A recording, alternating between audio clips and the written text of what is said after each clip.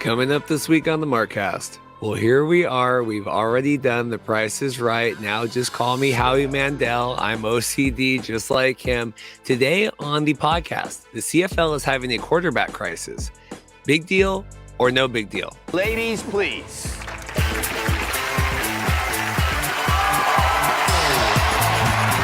Yes, we are leading with CFL content this week. What offseason over here at the Markcast. Steve Simmons, CFL Hall of Fame reporter with the Toronto Sun coming on. We are talking CFL Week 7, as well as the impending, already here, CFL quarterback crisis. I think right now, collectively, this is the weakest crop of CFL quarterbacks I can remember, which of course goes counter to the fact that we just had the greatest weekend anyone has ever seen. And then you hear him doing color with an OU commentary for the Toronto Argonauts games, as well as the Xs and Argos podcast. Ben Grant coming back on, getting Ben's thoughts on the Toronto at Hamilton game, as well as what he makes of the CFL quarterback crisis. The league needs to kind of collectively rebuild that way, bring in a bunch of guys, half a dozen guys, and see what sticks. And it might be a rocky road for a year, but I think for the long-term health of each organization and the league as a whole, that's going to do wonders. Then it's a little bit of a therapy session here for Edmonton and the Edmonton Elks. Dave Campbell here on location in Winnipeg. We are checking in, doing a welfare check on Dave, as well as the Edmonton Elks football team. This is punishing teams who want to make a proper decision, right? And we see it in sports where all the time. I mean, if a coach or a manager is not filling the bill, then they can be let go. And then they get their money paid out, and that's it. But to put it on the cap is just, it's hurting the Elks right now. And I'm not saying right now that Chris Jones should be fired, but I'm also saying the conversation would not even be, there wouldn't be a debate here, though, potentially, that they could let him go, right? And then lest we forget our USFL content, we have Pat Rifino coming back on. We have our watch list, USFL to NFL signings, who signed so far, who should still be signed, sleepers, who's the NFL sleeping on here in the USFL. And then we are even talking arena football on the podcast this week. That's right. A longtime follower of the Arena Football League, Tim Capper, coming on. We are talking the return of the AFL. Cities announced, Bakersfield, California. Lots of questionable decisions there. We will get Tim's takes on everything. Should be a good show. Hope you guys enjoy.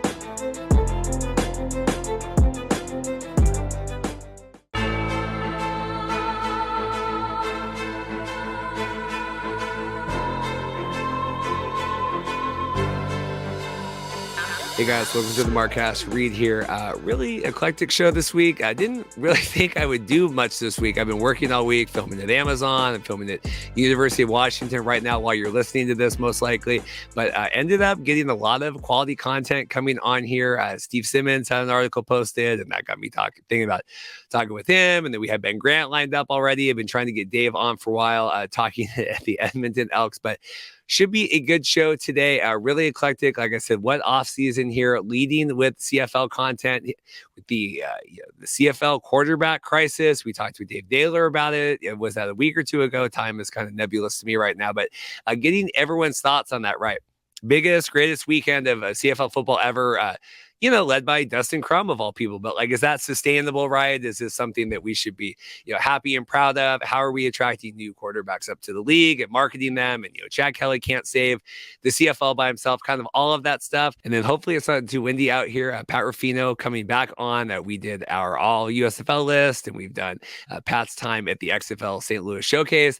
Now we are talking USFL to NFL signings. Pat's, who are we still sleeping on? Who should still be signed? We saw Magoo get picked up this week by the Packers. Congratulations to them. So should be a fruitful conversation with Pat. And then not just known for his CFL and Montreal Alouettes content. We have Tim Capper on here, a long time covering the AFL. We are getting Tim's thoughts on the Arena Football League's return, all the cities, everything else. I'll check back in at the end of the show. Getting a little windy out here on the deck. Hope you guys enjoy. Take care. Well, here we are back. I don't know if we've had you on proper since the whole XFL CFL merger talks and all of that. We've certainly seen you a bunch up at the Grey Cups. We have Steve Simmons here, Canadian Football Hall of Fame writer, now with the Toronto Sun. Steve, how are you doing, sir? Doing very well, thank you. So we talked about this Monday on the show. Obviously, a tremendous weekend of CFL games. Feels hot right now. Do you feel like there's a buzz around the CFL? Well, I think it's one of those, is there a buzz city to city to city, place to place to place? There's a buzz coming off the weekend because I don't think we've ever seen a weekend like this. It's the best weekend of CFL football I can remember. The finishes of 3 of the 4 games, they were exceptional, and they were lots of fun, and they were exciting, and they came out of nowhere. And so there's all kinds of that going on. At the same time, I live in Toronto, where there's no buzz about the CFL almost at any time, or about the Argos almost at any time. So there's a weird contradiction, as always seems to be about the CFL. There's the horror show in Edmonton right now, and there's problems in Toronto and problems in Montreal and problems in some other in Ottawa selling tickets the way maybe they should be selling tickets. But the game itself, which is really weird because this is a year where I really thought there was a huge quarterback shortage in the league. And so they were having a quarterback shortage and great, exciting football. And so none of this makes any sense, which makes it perfect for the CFL because the CFL never makes any sense. Well, I know. I mean, we just had Dave Naylor on last week, and I have videos to post, talking about the QB shortage, and he's talking about getting rid of the neg list because it's protecting too many or getting these teams around. But yeah, here we have these backups and injuries, and it just seems kind of a remarkable storyline right now, especially when you look at, like Edmonton, like you said. I mean, they thought they would have some stability this year, and then look how terrible that is. But then now we have Matthew Schultz going on the 6th game. I mean, is this as fluid a quarterback situation as you can remember? Well, it's not just fluid. I mean, if you started this season with just starting quarterbacks from every team, I could make the argument that it's the weakest crop of CFL quarterbacks I think I've ever seen. And then all of a sudden, Chad Kelly is doing better than we expected Chad Kelly to do. And in some places, some guys aren't doing as well. And then some guys have been hurt. And so we're discovering, as we did last week with the Ottawa Red Blacks, that, guy named Crum comes off the bench and all of a sudden, he's running for first downs and he's making life exciting. And in the end, somehow, and I'll go to my grave trying to figure this one out, they beat Winnipeg. And that's the weirdest thing about this season, is that there are these quarterbacks and a lot of them aren't that good. And we're not quite sure what's going on with them, or whether they will have a future, or whether, some of them, Kelly sure looks like he'll, if he wants to stick around, will be a guy, that's going to be interesting for a long time. But there aren't very many Chad Kellys in the CFL right now. So on the one hand, you've got a real quarterback shortage. And on the other hand, you've got some of the most exciting and fun football we've seen in I don't know how many years coming off last weekend. In terms of the Chad Kelly, to get your thoughts, because obviously he's lighting it up right now, and Argos look great and undefeated coming off and all of that. But Chad Kelly doesn't strike me as someone that's going to be happy being in the CFL for the next 5-6 years. Like, I don't know if he has a greater vision for his life. Like, where do you think Chad goes after this year? Well, Chad Kelly already believes he's better than half the starting quarterbacks in the NFL. And God bless him for that. Lots of people think that way. I don't know if he'll find any place better for him than right now. I think this may be the place. This may be the spot. This may be a place to put 10 years in and see where you go and build a life and a career doing that. I'm not sure at his age, and considering all the stuff that's happened in the past, that a whole lot of NFL teams are going to be, knocking on his door real quickly. What I do like about him, he has a certain toughness. And I don't know if it's the name or I don't know if it's the uncle, having Jim Kelly as his uncle. I look at him and I see a lot of Matt Dunnigan. And I see a guy who's got a big heart. And maybe he can't, quarterback in the way that, you'd want to see the NFL drop back, be in the pocket kind of guy throwing. But what I like about him is he seems to understand, I need to get a first down, and I'm going to get a first down. And whether it's me running the ball, or whether that's me finding somebody, or whether that's me improvising, I like that about him. He's got a lot of that old style CFL quarterback in him. And so, yeah, whether he's going to be satisfied being in the CFL, I'm not certain. whether he gets the opportunity and moves on and becomes, terrific somewhere else, that's not for me to determine. But, I'll say the one thing about the NFL: if they think a guy's got half a chance, they're going to give him some training camp time and take a look at him and see what happens, and go from there. And we're going to see that with Nathan Rourke, I guess, this year, in Jacksonville's camp, and see how that all works out. But, Chad Kelly's been kicking around for a bit, and he's got some baggage, and, there's all these things, that surround him. And so whether, he's able to overcome his past and all that's happening, on the good side now, and somehow get that to translate to him getting the shot in the NFL is one thing.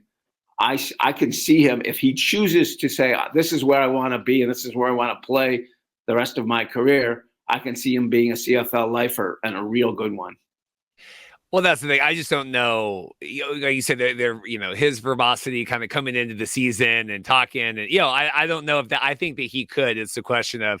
I mean, we cover the XFL and the USFL. I mean, there's plenty of guys that could make careers there, right, and kind of play, but it's the way, do they have greater visions for that? In terms of kind of the Dustin Crum effect, is this a good thing? Like, was that a good thing that Winnipeg, because obviously tremendous game, right? But now, like, in a vacuum coming out of that, is that a good thing that he was able to run all over the field against Winnipeg's defense? Well, I think what the good thing is that Ottawa has been looking for a quarterback for a long time. And, poor Jeremiah Mazzoli just can't stay healthy. And so their apparent starter is no longer there. And then their next starter is gone. And, when you're going sort of down the list in the CFL, unless it's the old days of Edmonton going from Dunnigan to with Warren Moon and Dunnigan and all those guys, their third stringers were better than most starters back in the day. I don't think Ottawa is looking at their third stringer being better than everyone else's starters. But what I liked about him was composure. And composure running the ball, composure passing, composure coming back late in a game against a really good football team. And he looked to me, sometimes you can't tell until a guy plays what kind of player he's going to be. And what happens is you can practice with a guy and you can practice, and he only shows so much in practice. But then the lights come on for real, and then what happens? And here the lights came on for real, and some of his guys made big plays after, the receiver dropped a touchdown pass in the first half, which really would have, changed the first half. But he just looking at from a composure point of view, and I think this is where you look around the league now, and you've seen Hamilton with all the problems they've had at quarterback, and you think, well, none of them look very good. And, people are saying, oh, Schultz is out for the year or however long he's out for. Big deal. He can't play. He's not very good. And so then you see a guy like Crum come in. Is it one game? Is there more than one game? Can he come back? Very interesting to see what he does next week and the week after, and whether this is real. It's hard for a young guy to make it in the CFL. It's a different game for Americans to come up here and play and understand what it is. And that's what I like about Kelly, because Kelly seems to really get it. And looking at Crum, he certainly seemed to get it watching that one game. One game does not in any way make a career. But I do like the fact that he showed composure, and he showed the ability to run the football. And the very fact that he could move the ball for an offense that really hasn't moved the ball very well and come back and win a game, I thought was a phenomenal accomplishment. And I'm hoping for the league and for Ottawa and for everybody else that every time one of these guys shows something, I'm hoping that this guy's for real, and that this is going to be more than just a 1 week kind of thing. Well, yeah, because I mean, I am afraid that Dustin's kind of the one trick pony here. I'm like, oh, then I'm just going, and we saw that. But you talk about a game. I mean, Chad Kelly had that doesn't take a lot to kind of build hysteria here in the CFL around good performances, right? Well, I mean, to me, before the season started, this is all new for Kelly in my mind. I don't care what happened in the Grey Cup. That's 2 or 3 plays. I don't care what happened while he was backing up McLeod Bethel Thompson. That's, let's see when you get the chance, when it's your turn and it's your time. And here you are, and you've got it, and these are your receivers, and this is the team you're building around. And I like when a quarterback comes in and he looks like he's in charge, and he looks like this is how it's going to work. And he looks like when it's 2nd and 3 and he's got to make a play, that he knows what he needs to do, not just looking at his wristband and coming up with it. There's a certain internal thing. Quarterbacks in every league have it, the best ones. But I think it's different in the CFL because many of the Americans that come here are learning a new game. And so they're not entirely sure as to what to do and how to do it and when to run and when not to run and all of those things. And some people are just naturally tremendous at it. I mean, we saw Ricky Ray from the beginning, although he wasn't much of a runner, he just understood how to win football games. And Warren Moon just understood how to win football games. And we've seen it with Danny McManus and with other people over the years. And now Caleros in Winnipeg, when he wasn't, that good before he got there and everything just seemed to work for him. And so there is it. And I think we talk about the NFL and quarterbacks and how quarterbacks are the difference makers in the game. I actually think the quarterback in the CFL is more of a factor because of the 3 downs and because you've got to move things quickly and because they run a little bit more for the most part.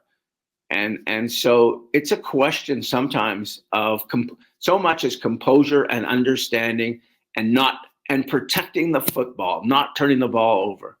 And if you can do that and you can protect the football, and one of the things I liked about the weekend, how many great catches did we see? How many guys went up for footballs that didn't look like, they necessarily would get caught and got caught. And so when you have those kind of athletes at receiver and you have quarterbacks who can get them the ball, it just makes for a better game. So then, I mean, we started the conversation, right? Does the CFL have a quarterback problem? And then we talk about, these, Dustin coming in and, Tyree even before his injury and kind of all these guys like, are we lucking out now? I mean, is there a problem? Because it certainly seems like there could be, but for whatever circumstances we're getting through it, or I don't know. Well, there's an historical problem. And I guess if you've been around as long as I have and you've watched as much CFL football as I have for basically 50 some years, you remember when every team in the league had pretty much a quality quarterback or close to that. And you can, if I had passing stats in front of me, and I'm terrible with years and remembering who was what in what year, but if you go back to years where you've got Calvillo and Burris and it was a whole group of guys at once, there's not enough right now. I mean, you see it across the league. Calgary is struggling to score points, and Edmonton can't score points. And you're just looking across. Saskatchewan is just so. And how many guys right now would you say are great? Maybe Caleros. And it's funny, Caleros. Everyone says Caleros is the best player in the CFL. And I look at that oddly because in no other generation would Caleros be the best player in the CFL. Like you can look at, whatever decade you want or whatever time frame you want and say, Damon Allen was better or, Calvillo was better or go way back to Russ Jackson and Ron Lancaster were better. All these guys were better, but his one-loss record is beyond ridiculous. So give him credit on that regard. But the quality, and I think this is one of the things that were found across the board, is that the CFL can't attract the quarterback it once could attract because that guy can now be on the practice roster of an NFL team almost making more money than he'd be making as a backup quarterback in the CFL. And so why would he come? And once upon a time, the athlete quarterback wasn't of interest to the NFL. And so that kind of guy came to the Canadian Football League and he became great. And so it's harder and harder to find those guys. They're still out there. There's still 1,000, college football teams. You can still find them. It's a question of doing your diligence and scouting and looking. You look at Jim Barker, who used to be with the Argos, and now is on the panel for TSN. But if you do a count of the number of quarterbacks he's brought to the CFL, it's a phenomenal number. And, half the league are Jim Barker recruits. And so, there are people out there that can find them. You just got to go out and do it. But I think right now, collectively, this is the weakest crop of CFL quarterbacks I can remember, which, of course, goes counter to the fact that we just had the greatest weekend anyone has ever seen. And so, as always, the CFL is impossible to explain.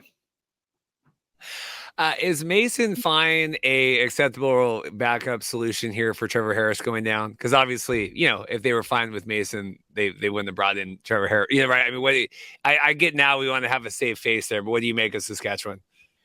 It's impossible to know.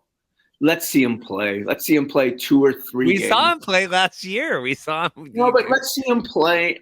Now he's got to be the starter for how long now? Is he back the rest of the season? Like, I don't know how it's going to work, or who they get, or who they pick up along the way. I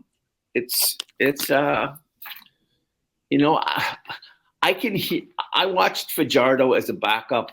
I watched Harris as a backup. I watched Caleros as a backup. They all were around Toronto as backup quarterbacks. There was no way you knew if any of them were any good. They were just names, and they were guys, that took 10% of the snaps in practice. And so you never really got a sense of who a guy was or what he was. And even you take Trevor Harris, there have been moments in his career where he's looked like a really good starting quarterback. And there's been moments in his career where he's looked like quite a lousy starting quarterback. And now he's an injured starting quarterback. And so it's hard to know sometimes who is what. Did anyone know Nathan Rourke last year was going to come in and light up the league the way he did? I mean, that was just an incredible performance. And whether it's a 1-year stand or who knows how long it is, if he does come back, if the NFL doesn't want him, what do you have there? But you don't know. You have to get out and play. You have to get out on the field. Henry Burris was a third stringer in Calgary, and then he got to start. And then all of a sudden it was like, this guy can play, and this guy can be a difference maker. And so you don't know until they get out there. And, we're so used to knowing who the first picks in the NFL draft are, and knowing, that this guy is the next somebody and this guy is the next that.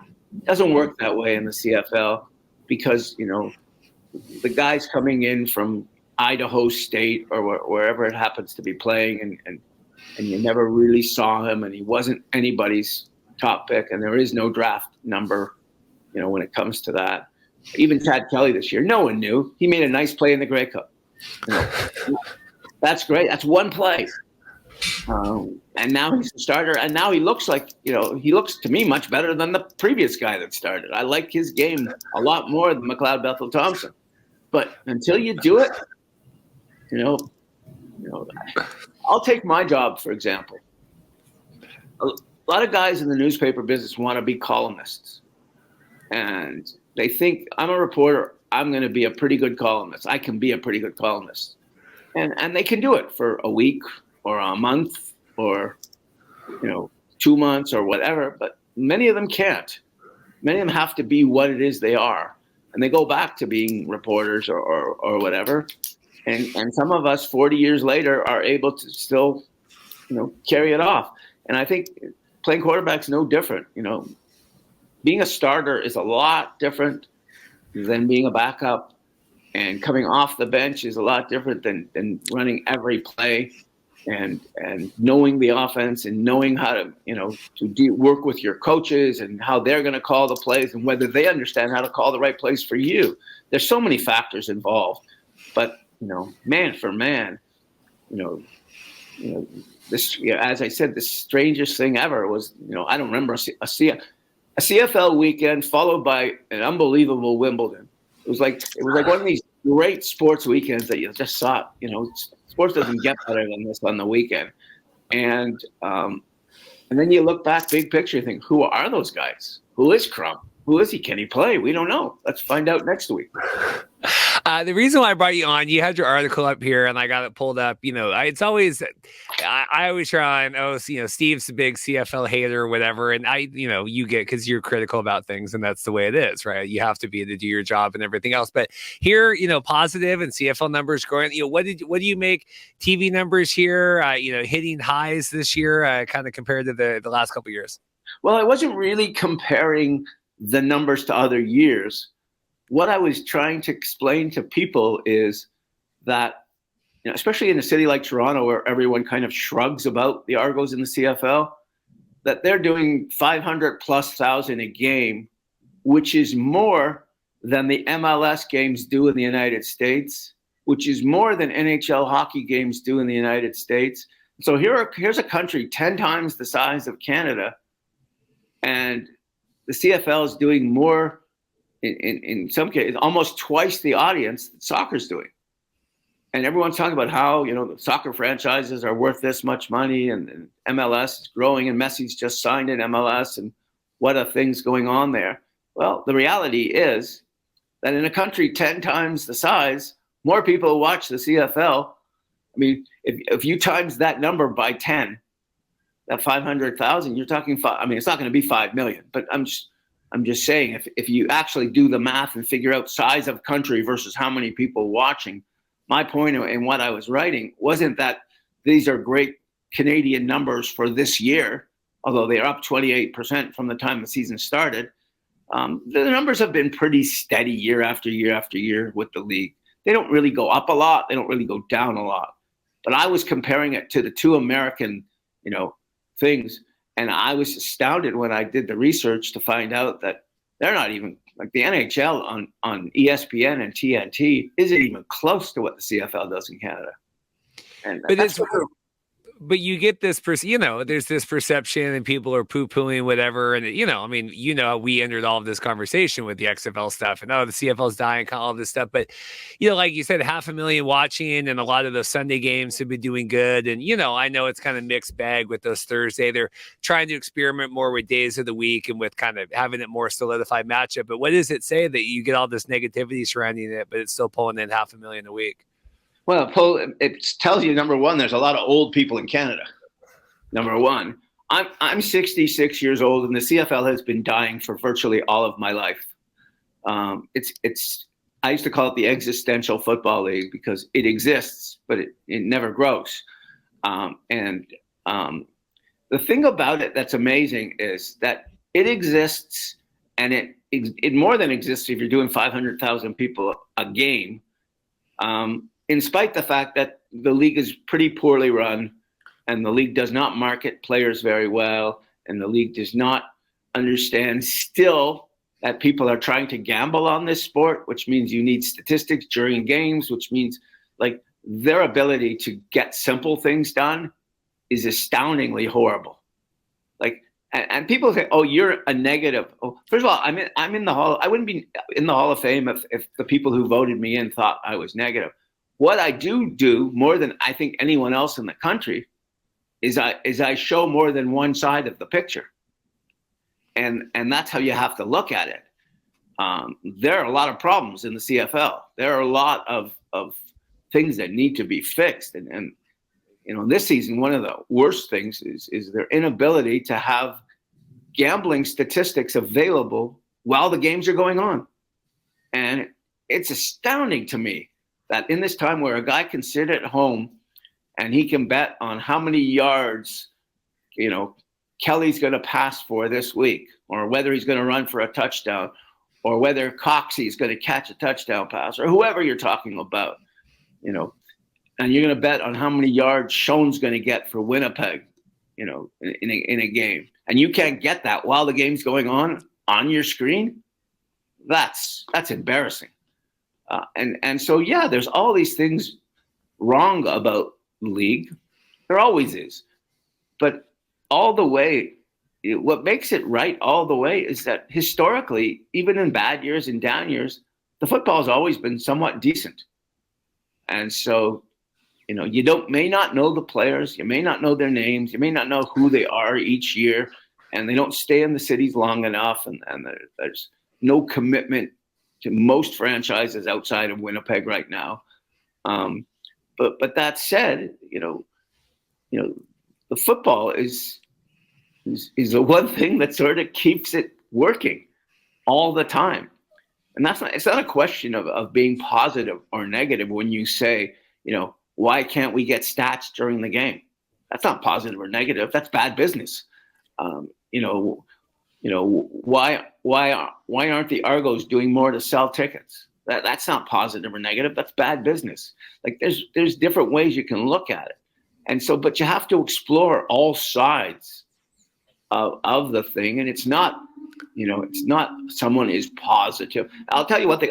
I worked in Calgary in the early 80s, and the Stampeders went bankrupt. And I remember they decided to have a fundraiser for their bankruptcy to sell tickets. And what amazed me at the time was, and this was a good football town compared to most, what amazed me at the time was nobody cared. In a place like that, where they were going bankrupt, are you going to buy seats now? No. Well, why not? I don't want them. And so all of these things that you would have thought would have, and at the same time, the Saskatchewan, which is now the rich kids on the block, at the same time, they were going bankrupt.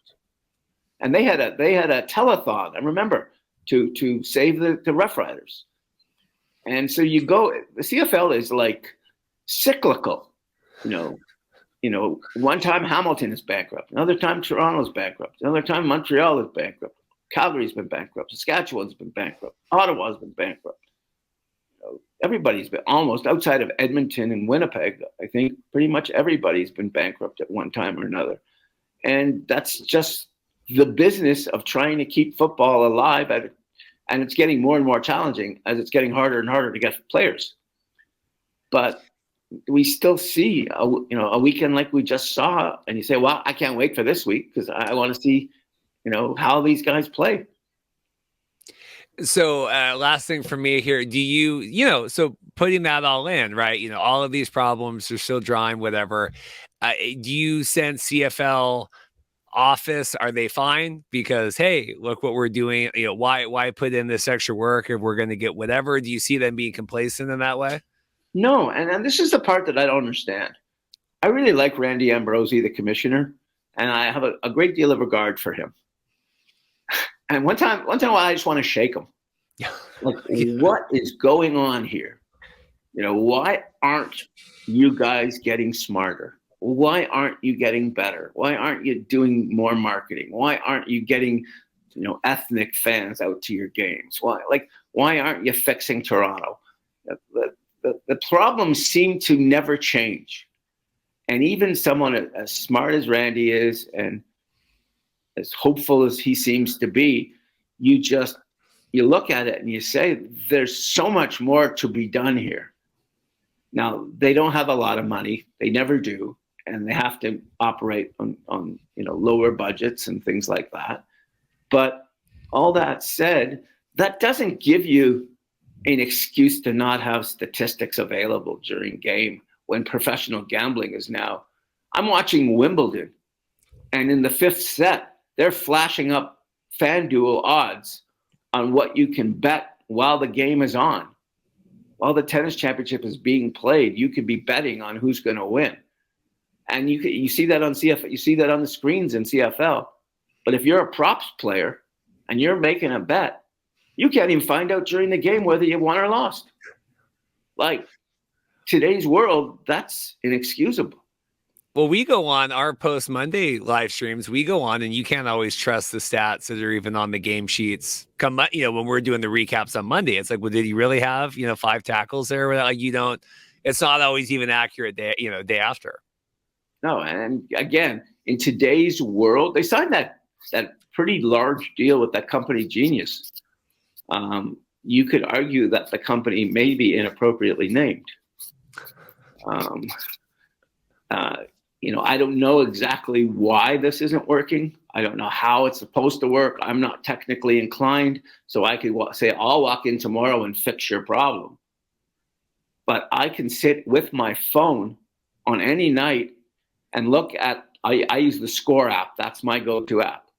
I can get a Major League Baseball score from every city. I can get who's had hits and who hasn't, what the pitching stats are on any pitcher. Why can I do that on Major League Baseball? Why can I do that? I can do hockey as it's happening on my phone. Who's had shots on goal? Who's made saves? Who's killed penalties? Who's done all this stuff? Right on the phone, you can check on all kinds of things. Why can't I do that in the CFL? I don't understand.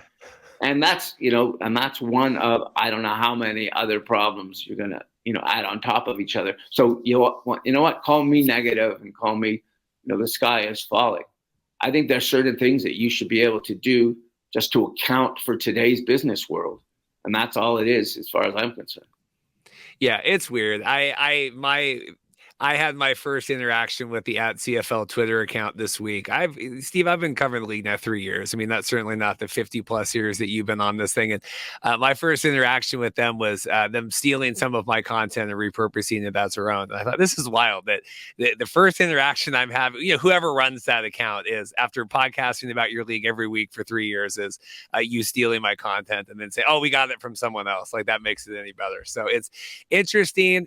We keep doing this. Like you said, it's to wrap this up, pros and cons. One of the best weekends in CFL ever. Still a lot of work to be done. Anything else from you before we get out of here? I really appreciate it. No, I just want to go back to Chad Kelly. Okay. Because a league is only ever as good as its stars. And you need stars to be able to carry on. I mean, if you're talking the NBA, you always start with LeBron and Steph Curry and people like and now Nikola Jokic. And if you're talking hockey, you start with McDavid. And at the CFL, like when the season began, I believe TSN had Zach Collaros as the number one player in the league.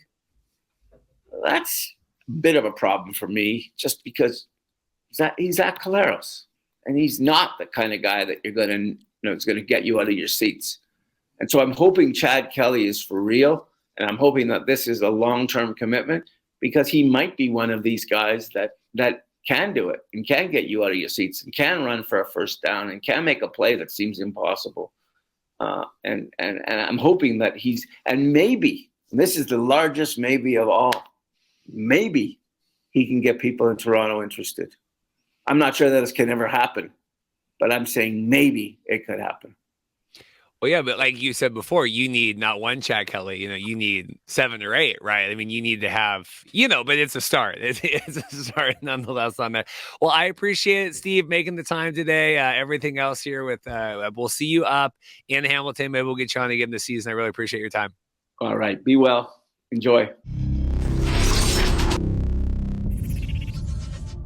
Well, I'm excited here. We have Ben Grant back on. I think we did preseason, and now we're here. Toronto Kings of the World, embarrassing, my BC Lions a few weeks ago here. Now we have Hamilton this week.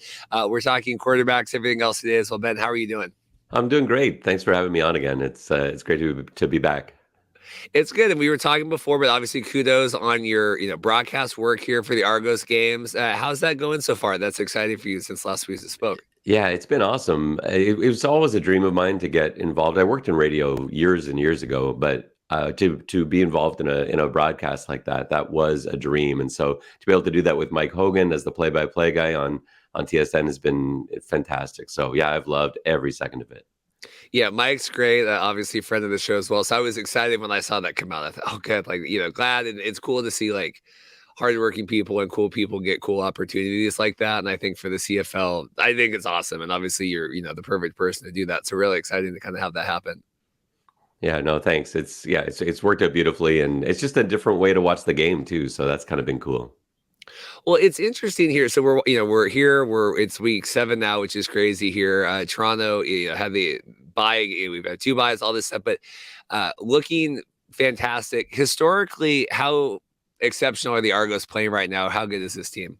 They're playing like historically really well. Like they've already, just even at 4-0, that's a mark that they haven't been at since the early 80s. And it's pretty remarkable. That's not a streak I was aware of coming into this season. As closely as I've followed the team, you just figure at some point in there, like with all the Grey Cup teams they've had over the years, you figure, well, like 4-0, it's not like 11-0 or something, right? So you'd figure there'd be a team or two along the way, but it just hasn't seemed to work out that way. Maybe that's just the nature of playing in the East Division and the rivalries that there are. I don't know, but and the next mark, if they can find a way to beat Hamilton, go to 5-0, now we're going all the way back to 1960, which is really cool. Like the first year that McMahon Stadium came into existence. Like that's how long ago we're talking about. So that's a pretty cool. That would be a pretty cool mark to get to.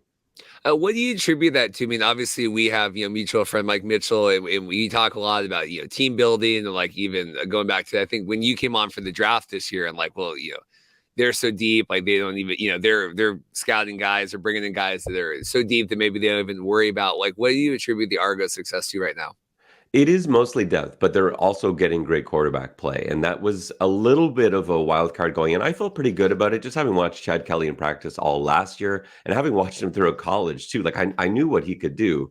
And it was just a question of, will it all gel together? And I wasn't really worried about that because of the year that he spent in the system. And he looked really good in practice last year. I still think it was the right move to go with Bethel Thompson the whole way through, because just like we saw with Nathan Rourke, you have spent a whole year in that system and now you're ready to go and you can really show what you can do. And Chad Kelly's doing that this year. So by having Chad in, and he's not a sort of break the bank quarterback like we've seen a lot of other teams have to employ, you can have depth everywhere else. And we've seen it, and you'll see it even more this week. Like the Argos are likely going to be down a few defensive linemen coming into this game against Hamilton, but it's okay because they've had Jared Brinkman and Sean Oakman as healthy scratches on the defensive line. Hendricks, who might be the best defensive lineman of all of them, missed the opener. They haven't had all three of those guys together yet for a game.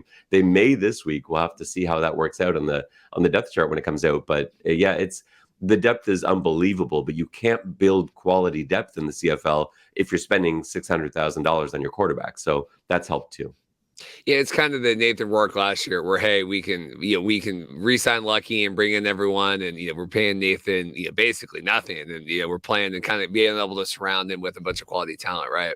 Yeah, that's the thing. And if you can make that work, it's great. And BC's still in a good position because, again, like Vernon Adams isn't making $1 million, but he's a very capable quarterback, an exciting, deep, big play threat, obviously. And with those, you look at those 5 BC receivers they've got, and I like the 2 running backs too, in Mizell and Shivers. Like there's a pretty good excitement in BC's setup, but it's similar. They're very similarly constructed because they can afford to have that depth. Other teams can't have a 5 wideout set like that. They just don't have the money for it. So that works out for teams like this.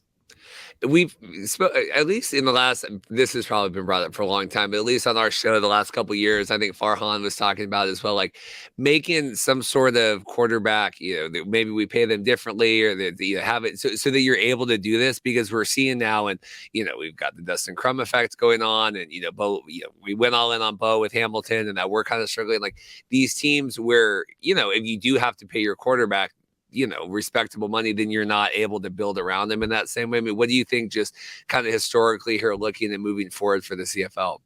Yeah, I don't know what the answer is to that, because it's not just the CFL. The NFL is going to have that issue too. The guys are getting paid $50 million a season in the NFL. That's a pretty large percentage of that cap too. So I don't know. I don't know the answer to that, because I'm not sure there are enough $1 million quarterbacks in the CFL where that's going to be a fair rule for everybody. Because what if you're one of the teams that doesn't get that? What if you're one of the teams and the best guy you've got is maybe the value of a quarter of one of the other guys that's getting paid a lot. So that doesn't really help you in terms of the cap. I think right now the parity that exists in the league, and that's been a great thing for the league this season, Edmonton aside. One of the reasons for that is the cap, because the teams that have spent on one player here or one player there, they've been able to they haven't really been able to shore up the depth, but other teams have depth and they're maybe running a Dustin Crum out there or whatever you have, and finding a way to make it work elsewhere. So I don't know that. I think it would be a risky thing for the CFL to do, to set aside a different quarterback budget. It's interesting though. I love like outside the box ideas. I love entertaining those. And I think the CFL should be doing stuff like that. But this isn't one I feel like is worth jumping on.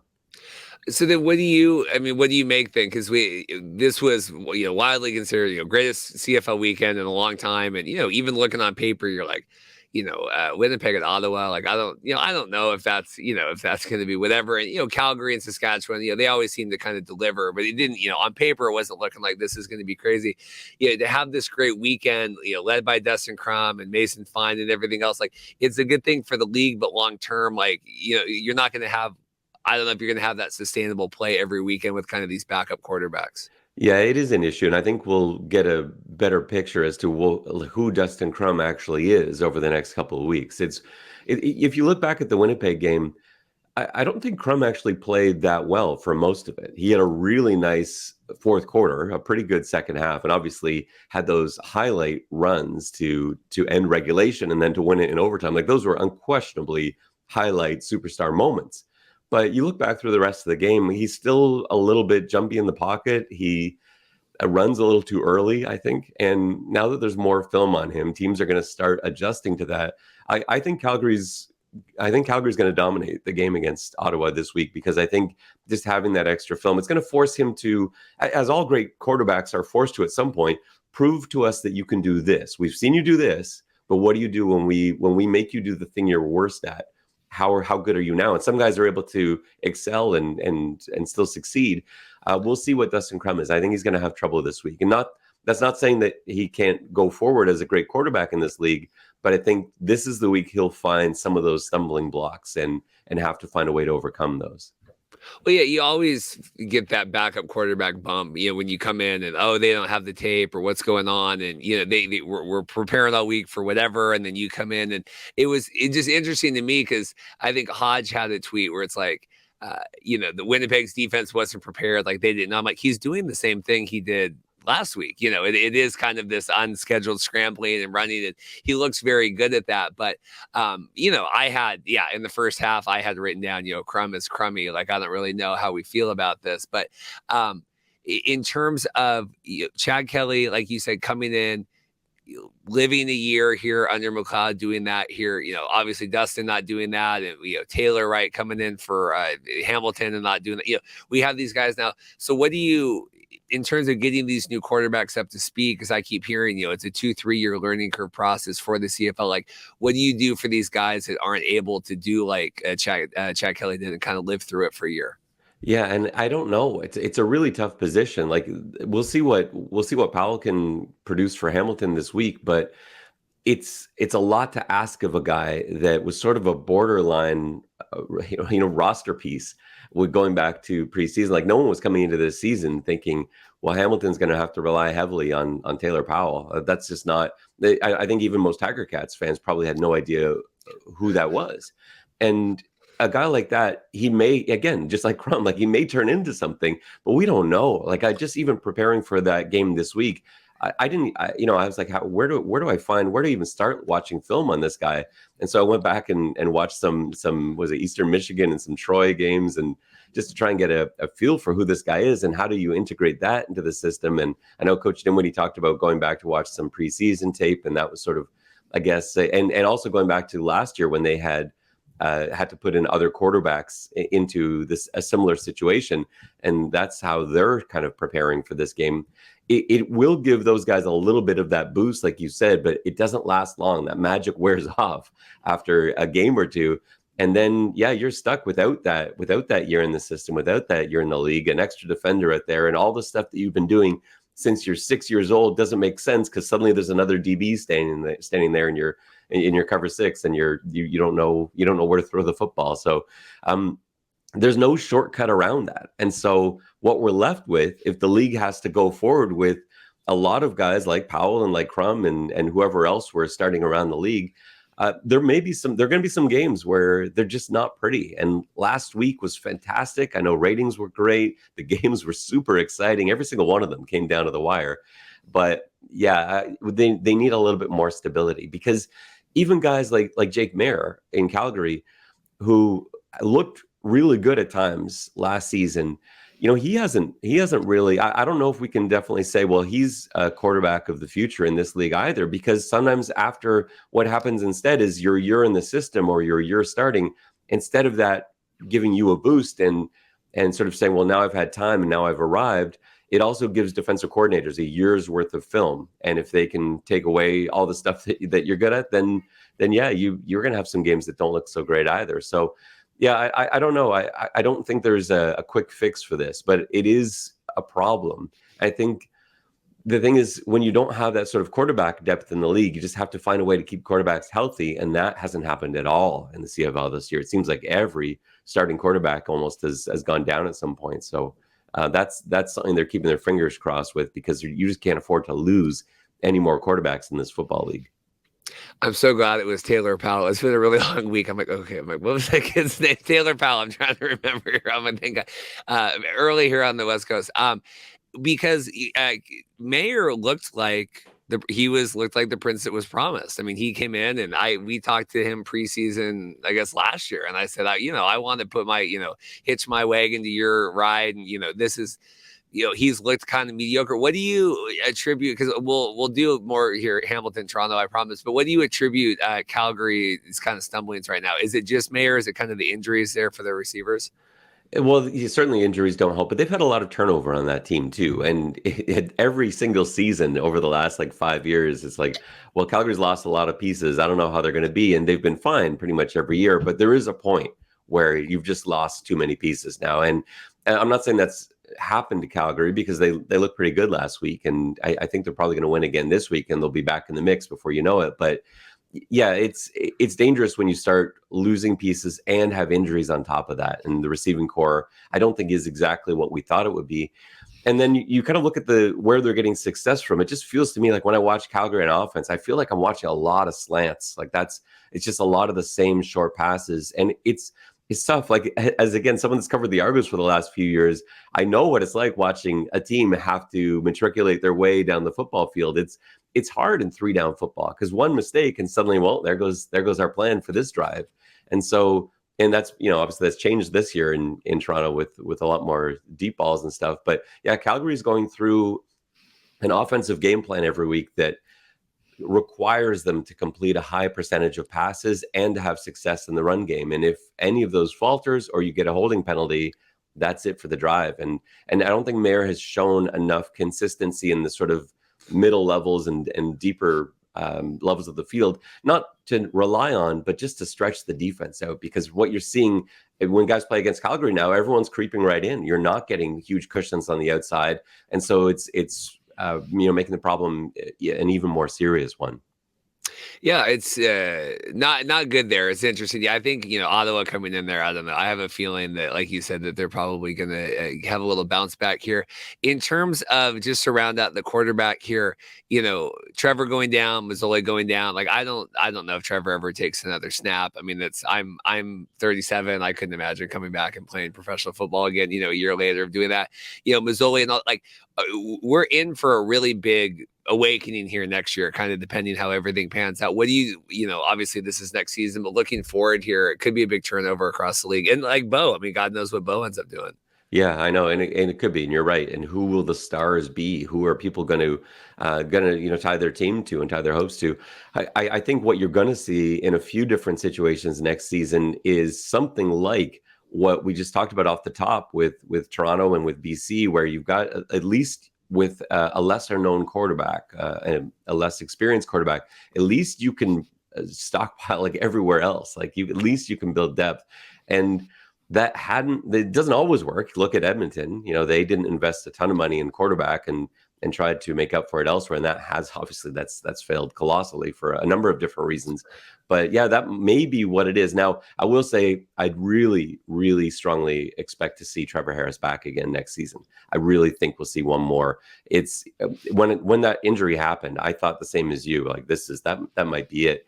But I guess there was some positive news in terms of the surgery and how it went and the extent of the injury. We're not talking about all ligaments blown out or anything like that. And also Trevor Harris, he's not a normal human being. He's a machine. I don't know if you've seen any of his workout regimens. I seem to remember watching him pulling a bus at some point as part of a training program. So this is not not a normal human being. He will be back, but you're right. I don't know about Jeremiah Masoli. There is going to be some turnover. I wouldn't be surprised to see Chad Kelly in an NFL camp. So, there are going to be a lot of new faces probably next year. And yeah, the league's going to have to figure out what that means for them. Yeah, in terms of Chad, and was it Naylor came on and said, had this article, most important player in the CFL right now. And I was Steve Simmons on the show as well, talking like, Chad's been great for the league. We need more than just, one Chad Kelly, right? To be able to build a market. Like, what does CFL 2023 look like if Chad Kelly isn't in Toronto? Like, whether I don't even know what the storylines are this season we're tracking, VA and BC. Like, it's been so overwhelming, like the Nathan O'Rourke effect here. Like, okay, this is the new Prince. We're got to pump him up. Like, what do you make of that if we remove Chad Kelly from the situation? Well, I think what they're going to have to do. So let's suppose everything goes really well for Toronto this season. Chad Kelly gets at the very least a camp invite, and he's down in the NFL. And I really do think like his skill set, like Chad is. I know people often roll their eyes at me when I say I think Chad Kelly will be in the NFL next year, because I think as a league and as media covering the league, we've said that about a lot of people, that we kind of feel like, I still feel right now, there's a third of the players in the league that if they had different situations would be in the NFL, but it's just how it worked out. But Chad is different. Like his skill set, you just watch him fire the football, because he's here for different reasons than a lot of the other guys end up here. It was with Chad, it was never not being able to read a defense. It was never not being able to throw the football. It was never not being an athlete. It was other stuff. It was off the field issues that he had. And he's sorted that out. He's demonstrated a maturity that I think a lot of NFL execs were wondering if he had within him. And he's proven over the last year plus that he does, and he's dedicated himself, and he stayed in Toronto and worked at quarterback camps and improved his game. I expect him to be elsewhere next year. And so what the CFL needs to do then, they can't fall back on, okay, well, let's bring in all the old guys that we've got around. Like that's, and nothing against Dane Evans, but if your answer is, well, we'll get Dane Evans and start a quarterback, that's not the long-term solution. That's a Band-Aid.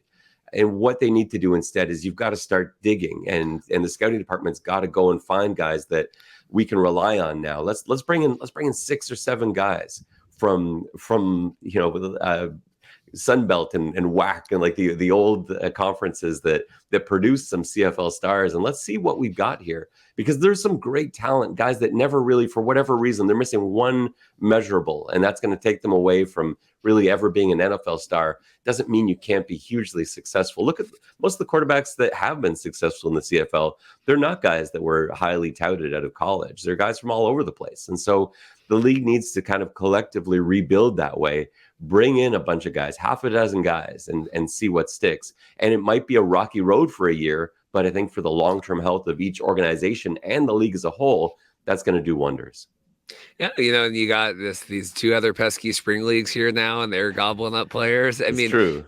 But I remember it was last year, and we were talking pre, and Naylor was saying, yeah, it is, like it's almost proud in the CFL. We're like, well, it takes 2-3 years for guys to come in here and really learn our game, right? And then you're excelling, which is awesome. But then you need to pre-plan or get these guys in, because like you said, you can't, like, I don't know what Dustin Crum's going to look like the rest of the season here. Maybe he is the next coming of God, and it's it's going to take over the country. But like I don't think that's probably going to be the case.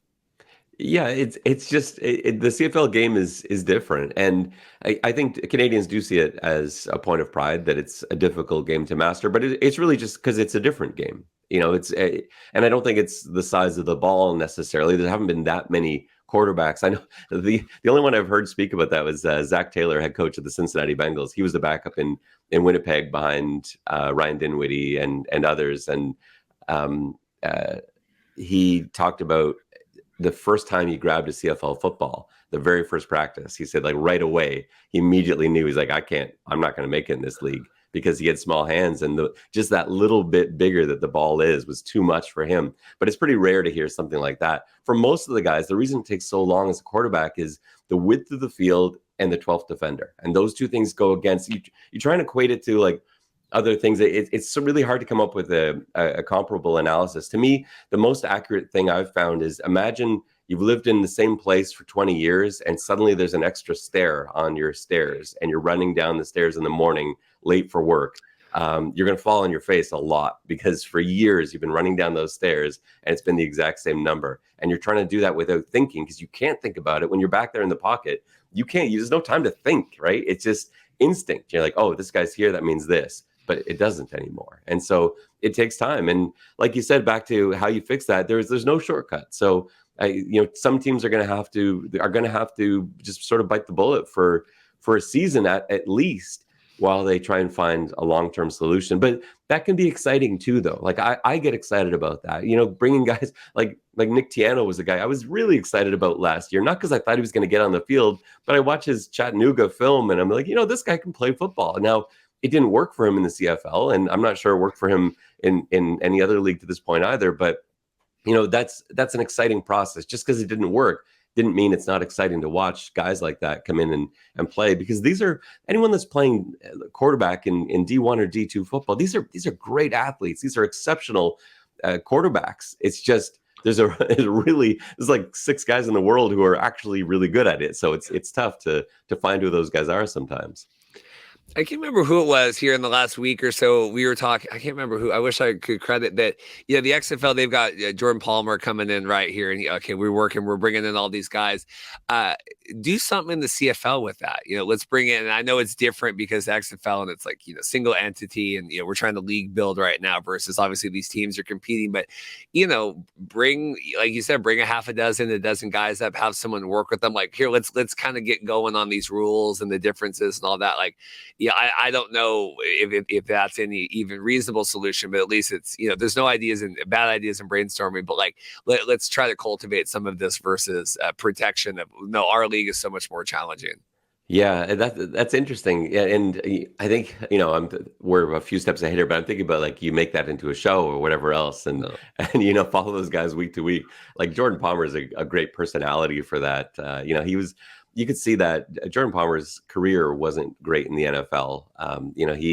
But he was just one of those guys that sort of understood, I think, in working as a backup over a few seasons, like all of the little details that do go into being great. And he's such a great personality too, because he got to lead that UTEP team years and years ago, and just developed into the perfect host for someone like that. And he's worked with guys like Joe Burrow and a ton of other quarterbacks.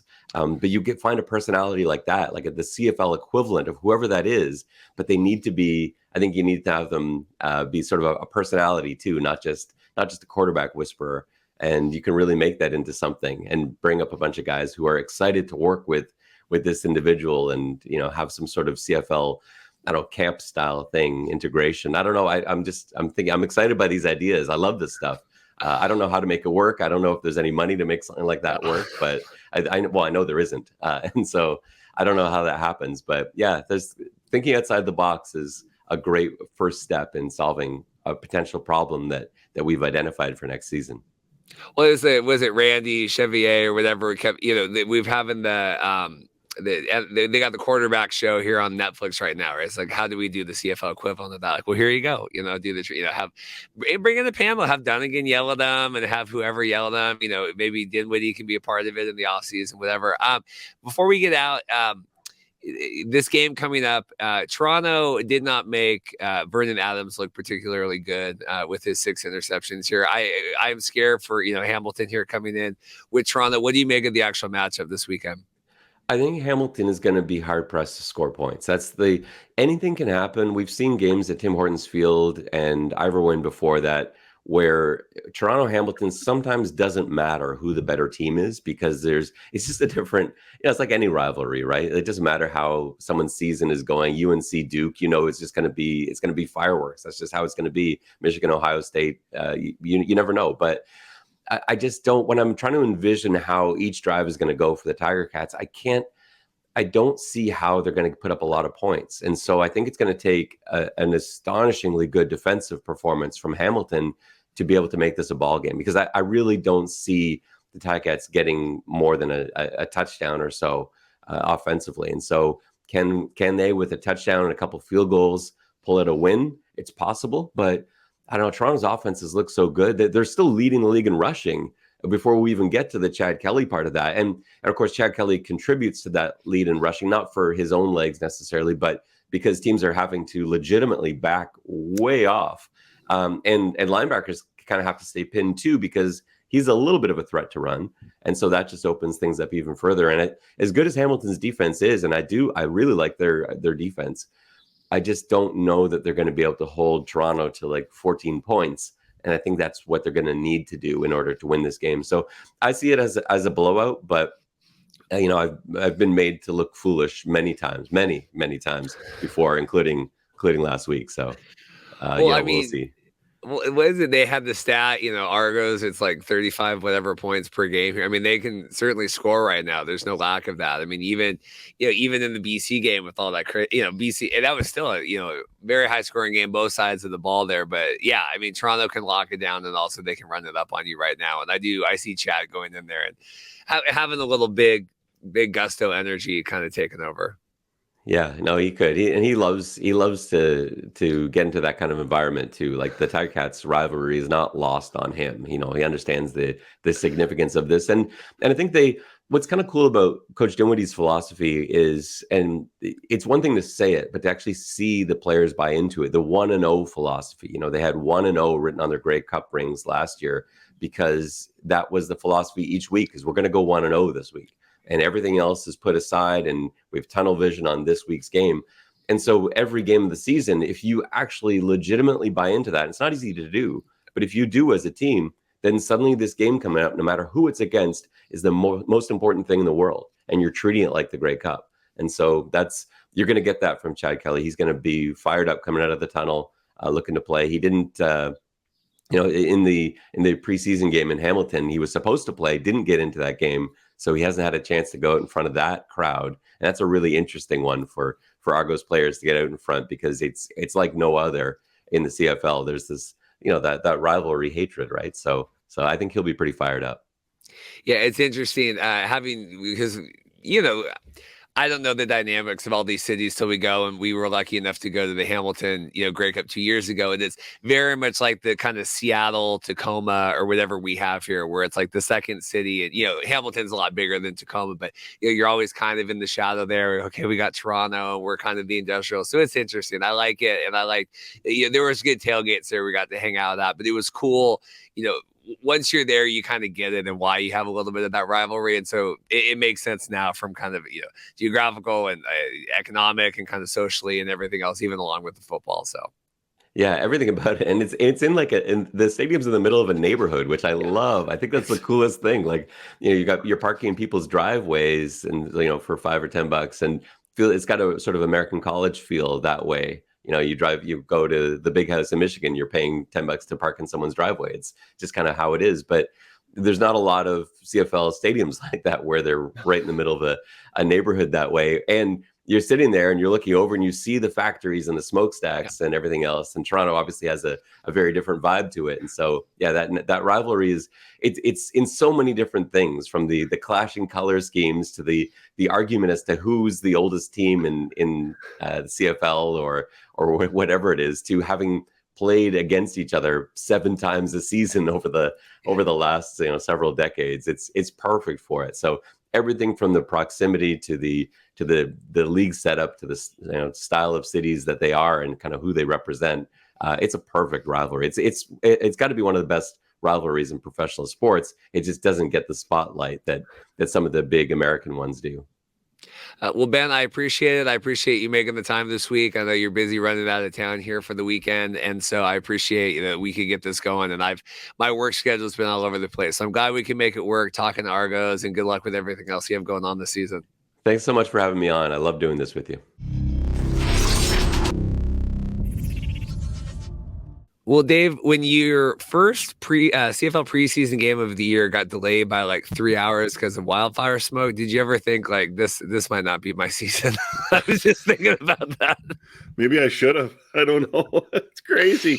I think it's fair to say that this was unexpected. I never thought this team was going to be a juggernaut. I didn't think they were going to be, where the Bombers were the last 3 seasons. I thought they were good enough to be an 8-9 win team, perhaps. Maybe that was a little bit inflated projection. Maybe 7 to 8 was more realistic. But I figured, why not? I mean, you look at the receiving core. Year 2 with Chris Jones as the man running the defense. They got to be better. And it certainly hasn't turned out that way. It's been rather shocking. So maybe that was a bad omen there on May 22nd in Calgary with the smoke delay and stuff. So yeah, it's been wild. I listened to, because I had, that was the first CFL preseason, the plus, and I watched all that. Mark Stevens and you came over because you were filling on his show, and then I think someone came over and filled on your show, and I lived through all that. I thought it was riveting, but no, I mean, I watched some of these games, and so to preface this, we're recording this Thursday now. There may be a world where the Elks have a miraculous win tonight, right? Like maybe the Elks, Sure. In Winnipeg. Dave's in Winnipeg for the game. I have to work all day, so Dave's being very kind to come on now. Even if they win, and I prefaced this last week because it seems like the Elks always play on Thursdays right now. Like, that doesn't change kind of if you have a miraculous win, that doesn't change the long term. So that's more what we're focusing on. Like, what's it been like this season? Just what is the vibe check here in Edmonton?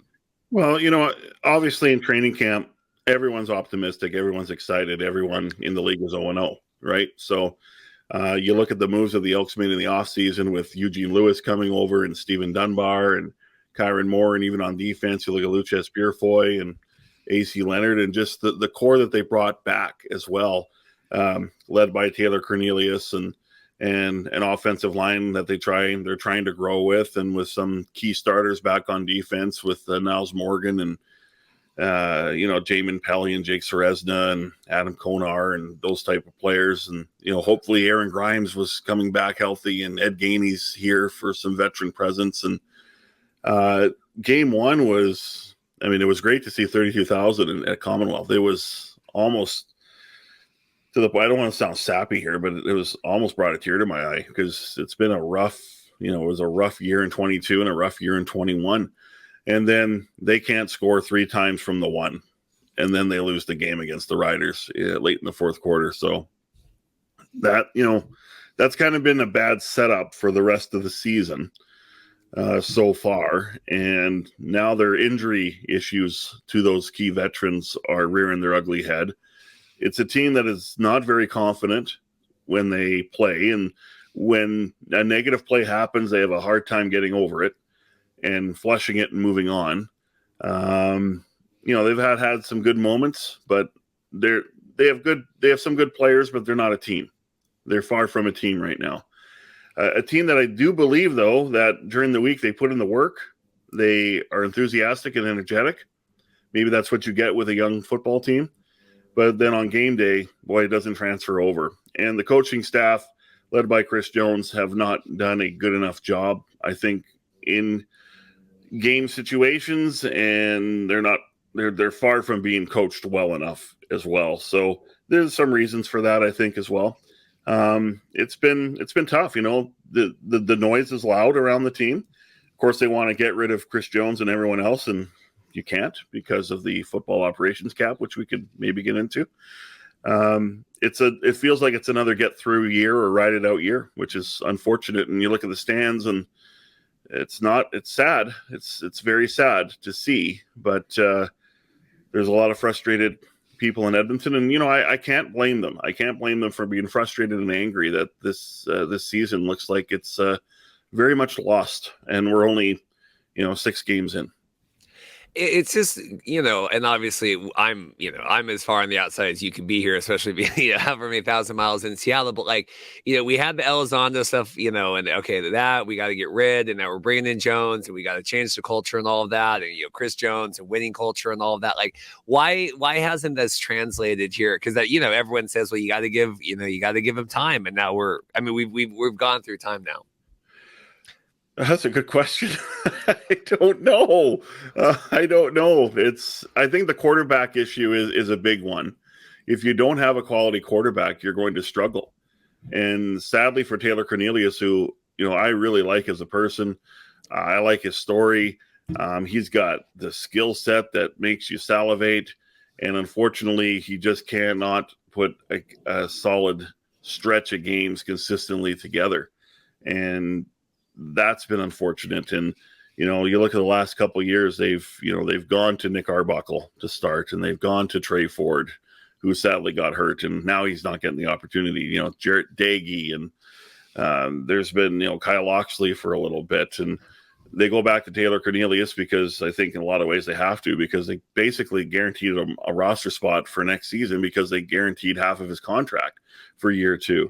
That's been tough. I think last year, it was just a carousel, just a spinning wheel of new players in and out. And I think that's because Chris Jones and G. Roy Simon didn't have time to really evaluate the roster properly. So now they had a full off season. Now they're trying to stick with a group. They're going with continuity instead. And, you can't make anyone happy when you lose because, why is he changing so much? And it's like, why isn't he making more changes? So you can't win there. And, when I talk about how, poorly coached they are at times. And, I had a former Edmonton football team player tell me, who used to play for Jones and knows the situation very well, that says, look, he's stretched thin. He is stretched so thin because of the cap. He's $500,000 under budget compared to other teams in the league because they still have Jamie Elizondo and Brock Sunderland and a little bit of Jason Moss's contract, which was spread over 5 years when he was let go.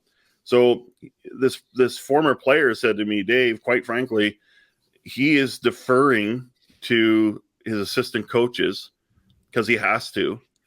And there are coaches on this staff that honestly should not even be here.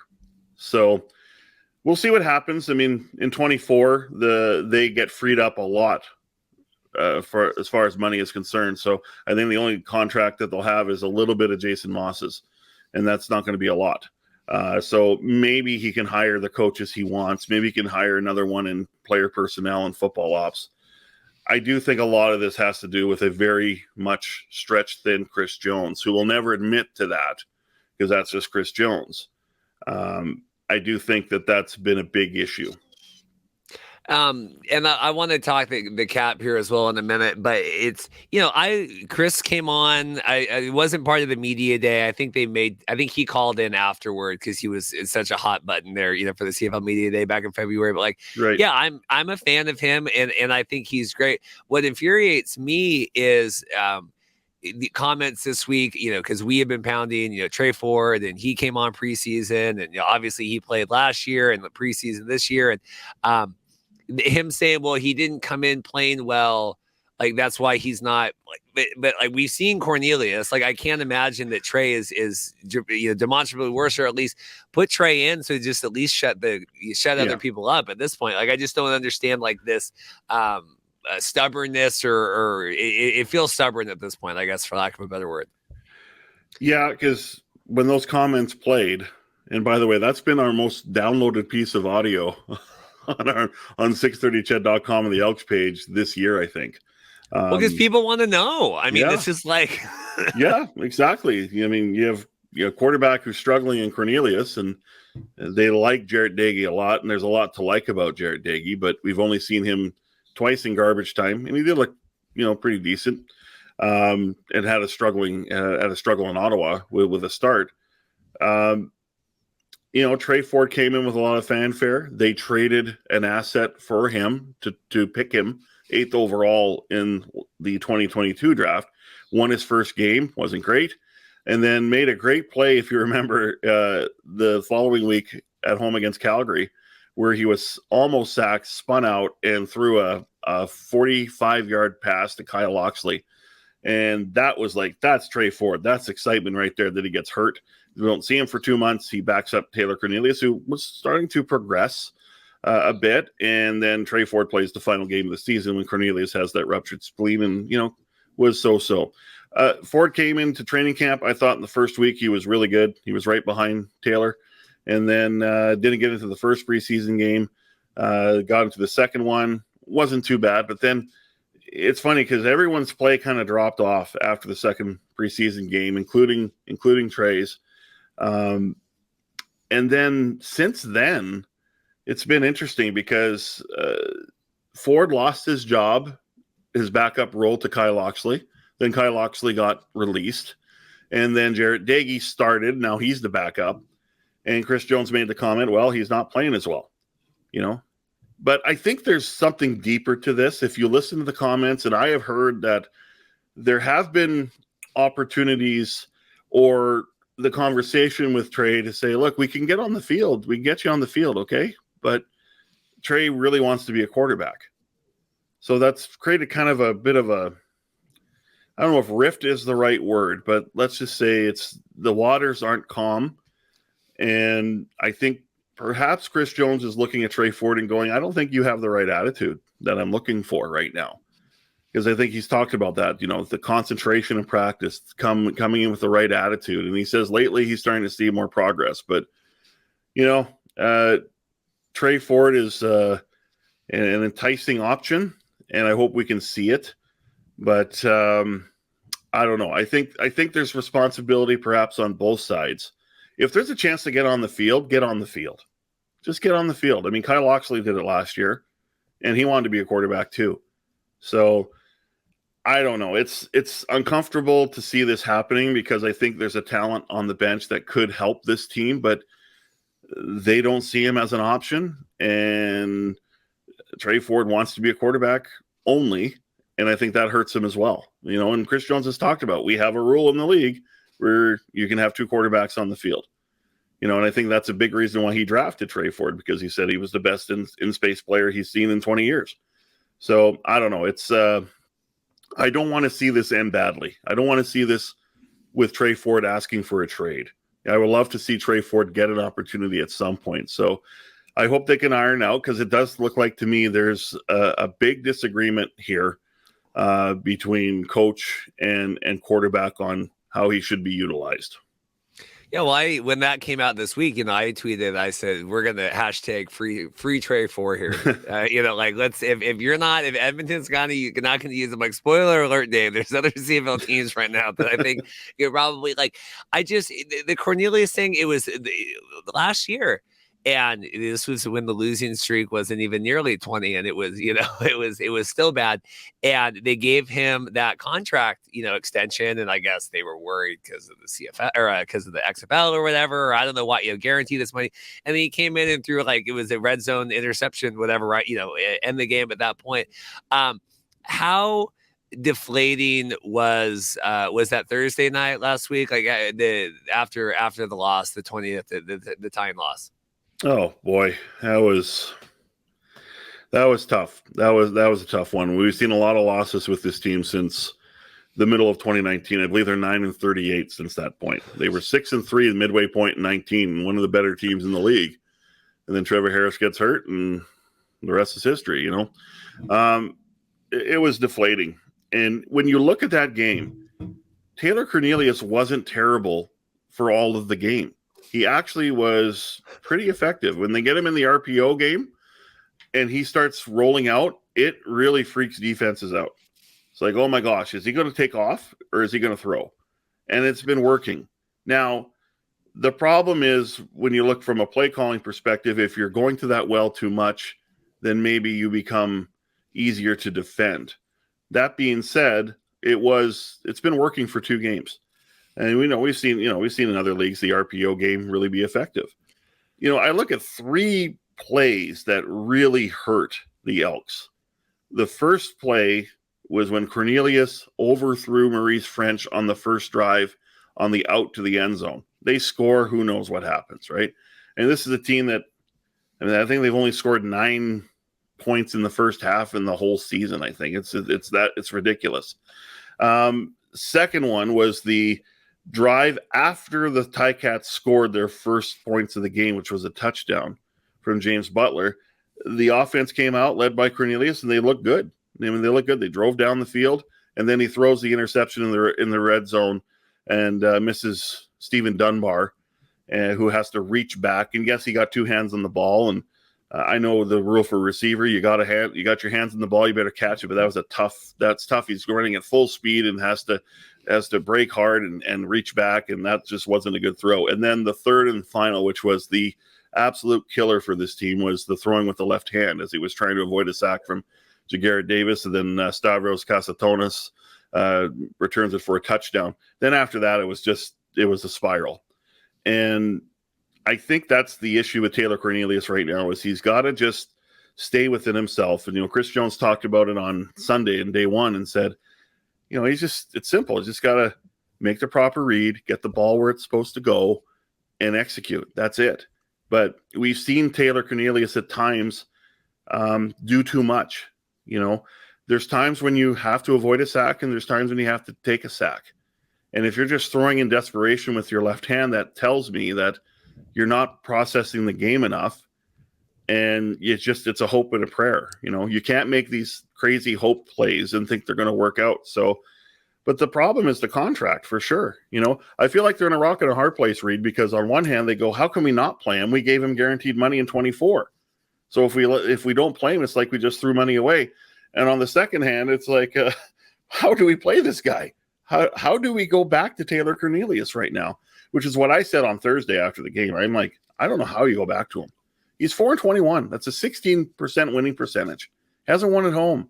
It's not all his fault. It never is all the quarterback's fault. They get too much credit and way too much blame for losses. But it's just plays like that you don't want to see from your quarterback. The quarterback cannot do anything in a game that is just going to kill the momentum and kill the confidence of his group. And I think, sadly, that's what we saw on Thursday last week after that crazy left-handed attempted throw that turned into a pick six. The call from Dustin there is, I think, an all-time. That's an all-time, or at least for this season. Yeah, I mean, that was trending in not even non-CFL things that I follow online. It's weird because even when you get the contract and all that, because I'm a Washington Commanders fan, I'm like, we had the whole thing last year where Wentz got hurt and Heineke was playing good and the team kind of rallied behind him, but it's like, well, Wentz is back. Like, God, we're paying him. I think it was like $28 million, or we got we got to play him, and that ended up kind of costing us our playoff run. Was they ended up putting Wentz back in because you have all these dynamics in terms of. I even saw Gary Stern try to solve the Edmonton thing this week. I don't know if you tracked all that on Twitter. Like, can we buy? I mean, what do we do here? Are we locked? We're locked into Jones for another 2 years, and his hamstring. Like, what do you want to see here with cap and the contract and everything else? Well, I would like to see the contracts not count if you let it. There's got to be a better way of doing this. Maybe it counts. I don't know. I'm trying to think of a formula here. And part of this has been the Elks made a decision after 21 to let go Brock Sunderland and Jamie Elizondo, who had 2 years left on their deal. It was a cultural decision more than anything. But prior to that, I mean, they let Jason Moss go, and that contract obviously was spread out over 5 years. And then Noel Thorpe was on their coaching staff because he was the defensive coordinator. So they had that money to deal with. I mean, the ops cap came in because there was concerns, and it was kind of a Chris Jones issue when he was with the Riders, that he would hire personnel and they would basically be in football operations, and they weren't technically in football operations, right? So I don't know.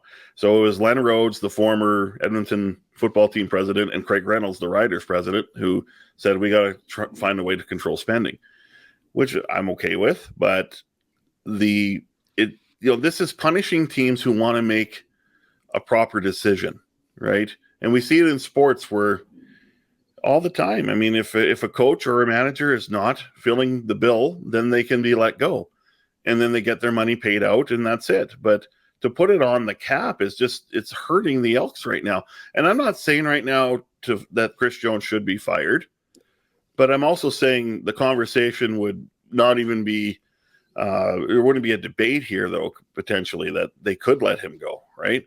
But, Victor Cui has stood by him, the president and CEO of the Elks. And, I almost think last year was year one, but this is the first year that Chris Jones has with the roster that's been his, right? So maybe we overlooked that fact, and 23 was going to be harder than we thought. I didn't think it was going to be this hard, though, and I think that's the issue I'm struggling with right now, is why has it been this hard? But yeah, we'll see. I mean, he'll get more money to deal with football ops and coaching. We'll see what happens, but he's got to find a way to relieve the pressure off of himself and get better people in there. And I like Gary Stern's idea. I don't think it'll ever happen though, because that's precedent setting, and then other teams should go, hey, save my butt too, right? So, I mean, if the Riders didn't have the ops cap to deal with, I don't think Jeremy O'Day and Craig Dickinson for sure wouldn't be the head coach today, right, of the Saskatchewan Roughriders. But I struggle with this cap. I mean, I get it. I get the spirit of it, but it's punishing teams that if they want to make a change and need to make a change, they can't, right? So we'll see what happens. They'll be freed up more next year, and maybe that helps. But I don't think the debate about this cap is going to go away, because I do think it's problematic.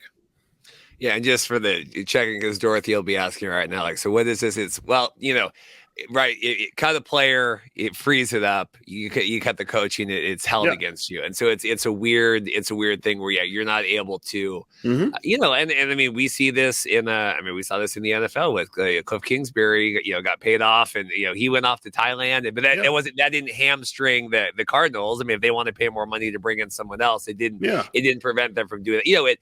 It still punishes your bad decisions if you want to make bad decisions with money and hiring, but it doesn't hamstring you here for 2, 3, 4 years down the road. Sure, absolutely, yeah. And I got to remember too that the Elks, they're community-owned team as well, which is good in one respect, but in the other respects, it's they don't have a single owner that is got deep pockets, that sort of thing, right? I mean, they had to dip in $4 million with their stabilization fund, and now that is not as big as it once was. And some people go, well, just spend the whole thing. It's like, well, if you spend the whole thing, you have years like this one, or the one previous, or the one previous to that, you have no money, right? So they may have to dip into that fund again. So, it's tough. And, I think one thing the ops cap does is it makes you find internal solutions more compared to what some teams do. It didn't work, fire them, right? So you got to find solutions internally. But, I mean, you look at the 21 season, there was no way they could bring back Jamie Elizondo and Brock Sunderland. There's no way, and I think we're still seeing a lot of effects from that year. Well, I thought it would change, right? And I thought it would change too. You thought it would change, and it hasn't yet. And I don't know why, but I think the biggest problem right now is, again, their quarterback play, yes, and they're not playing well defensively, not really playing well in any area, but the head man is stretched way too thin here and has a staff that needs upgrades. There's no question. Last question for me today. I appreciate it.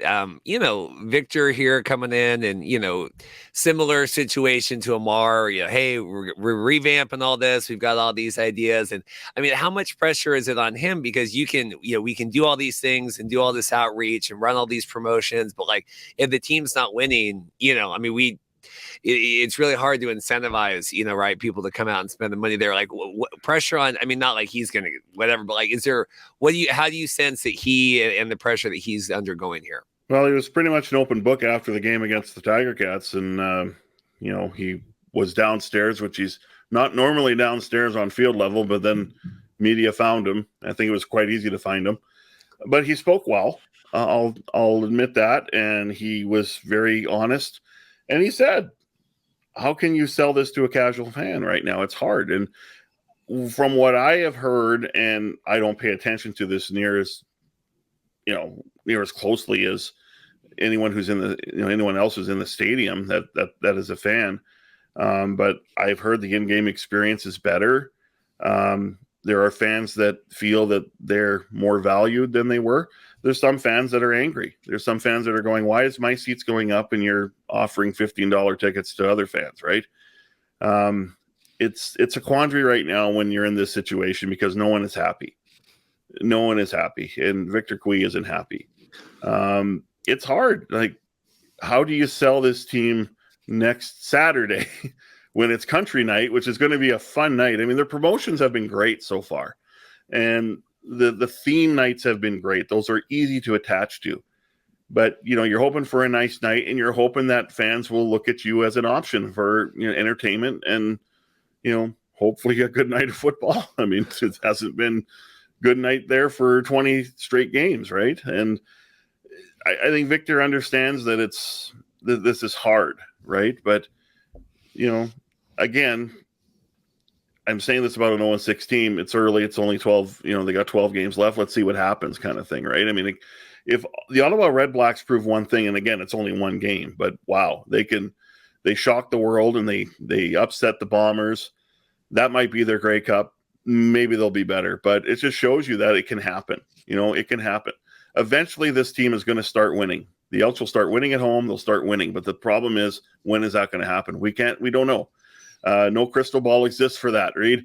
So if you're Victor Cui, you're almost in a tough situation where I got to sell this team apart from the result on the field. And when people hear that, they go, Victor Cui doesn't care about winning. No, he does care about winning. It's number one, but there's other things around the game that you have to sell, right? Because it's not automatic. The CFL is not automatic in most centers in the CFL, except probably Regina, and they're having trouble with attendance too, right? The only place that's not having trouble really is the one I'm in right now, is Winnipeg. So, but it's the CFL. You're more of an entertainment option than a sporting option, right? But you got to find a way to have the two go like this. But it's a tough road. It's a tough road for Victor Cui, because this looks like a very tough year again. This looks like another massive loss financially. But Chris Jones has said it's got to keep chopping wood, and that's what Victor Cui has to do as well. Well, Dave, sometimes I do wish I could, I'm watching these games. I wish I could just reach out, give you a hug here. But I appreciate it. I will tell you, I do hope the losing streak ends at some point here at home, not next week when America's CFL team, the BC Lions, comes in. But any other weekend is fine. I just don't want to be the one that helps you break the curse. We'll agree to disagree. Okay. Dave, safe travels. Good luck at the game. Hopefully you are elated tomorrow when this episode goes live, and the Elks have just 45 to 3 shutout here of Winnipeg, and Cornelius throwing for 400 yards and everything else. But otherwise, I really appreciate your time. Thanks for coming on. Thanks, Reed. Always good to see you, buddy. Well, here we are, Pat. Is there any champagne left in St. Louis after you popping all of them for Alex McGough signing with the Green Bay Packers this week? Oh, man, there's champagne, but it's a different type of champagne, if you get what I'm saying. This is exciting. I mean, we've had a little bit of a lull. We had the XFL signing as well this week. Was this 4 USFL to NFL signings now? Yeah, so it's 4, but then we have these 2 cryptid tweets. One from Frank Ginda and the other from Cam Eccles-Looper, which they're pretty much like, I've been waiting 3 years for this, or I think Ginda was like, I've waited been waiting a while for these opportunities. So you have to think, I don't think he's talking about buying a house. Ginda's made a little bit of money in the NFL and all these leagues. Plus, I think he's a real estate agent. And then, same with Cam. I don't think that they're excited about buying a house right now, despite the market.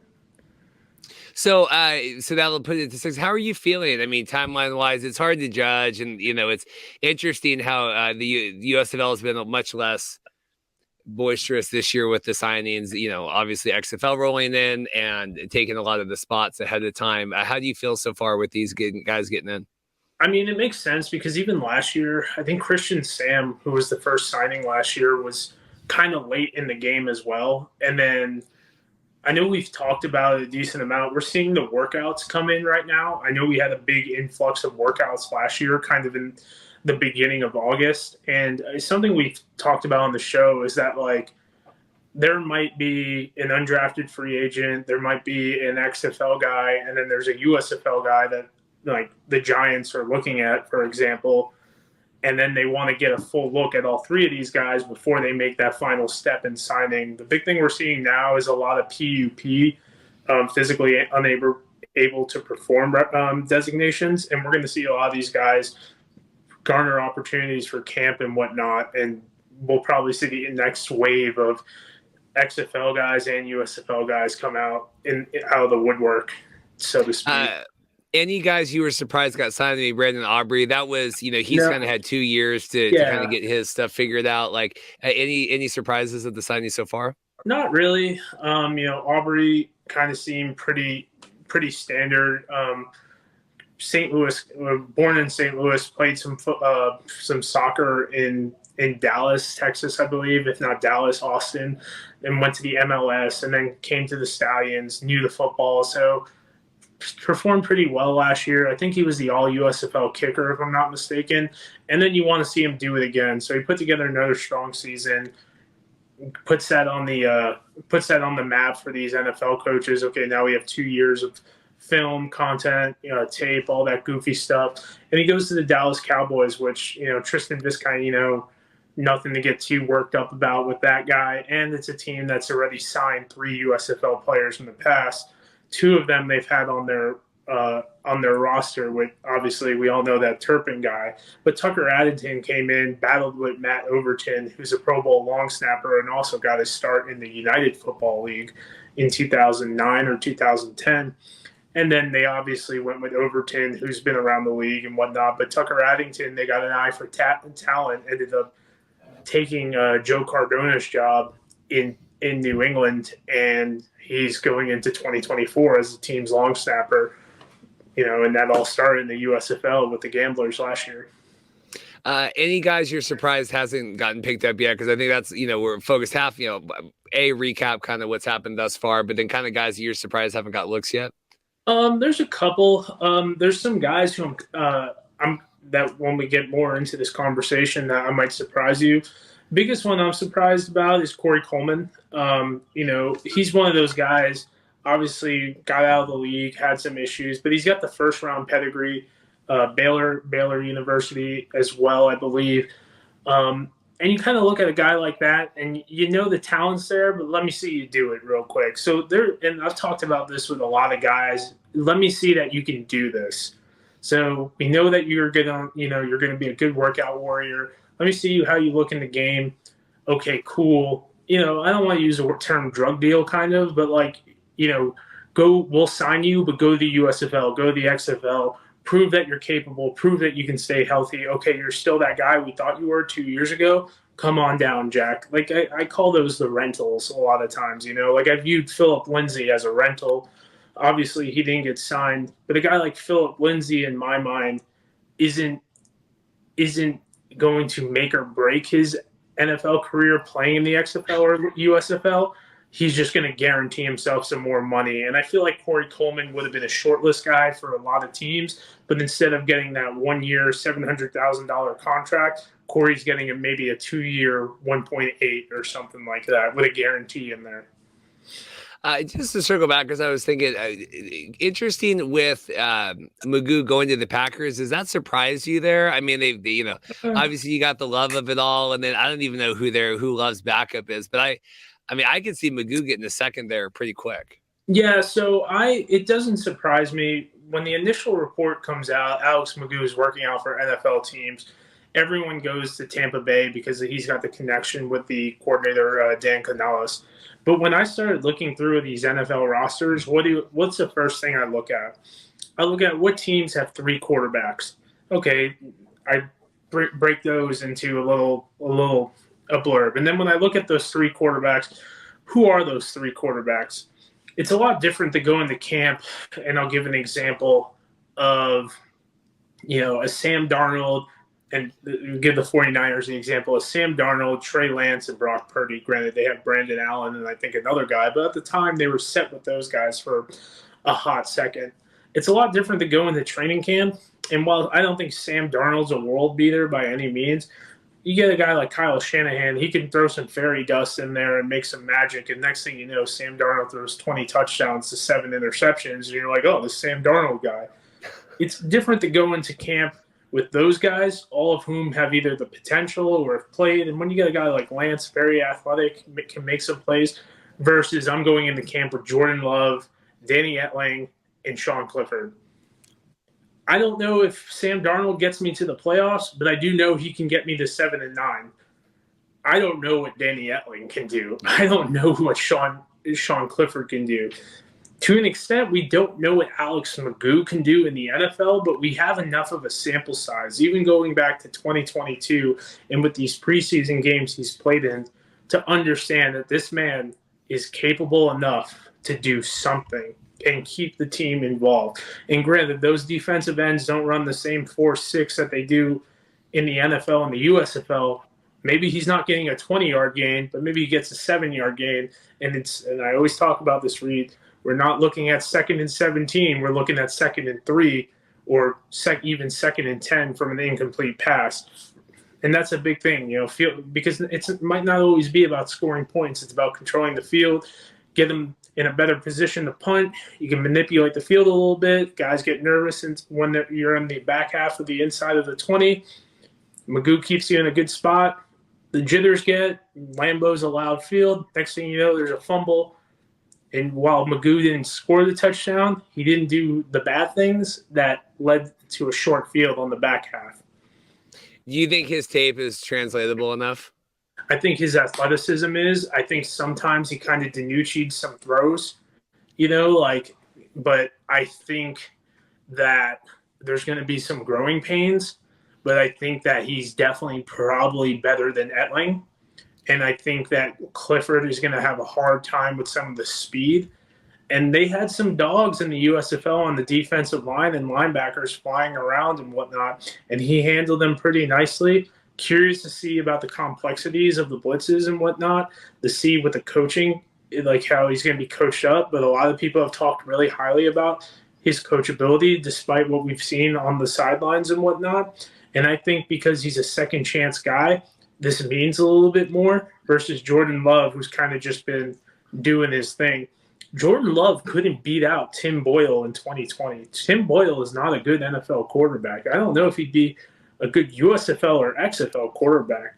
So you got a guy like Magoo who's so athletic. We talk about his workout regimen, who was scorned from the NFL and now is coming back. These are the stories that we talk about when we write movies.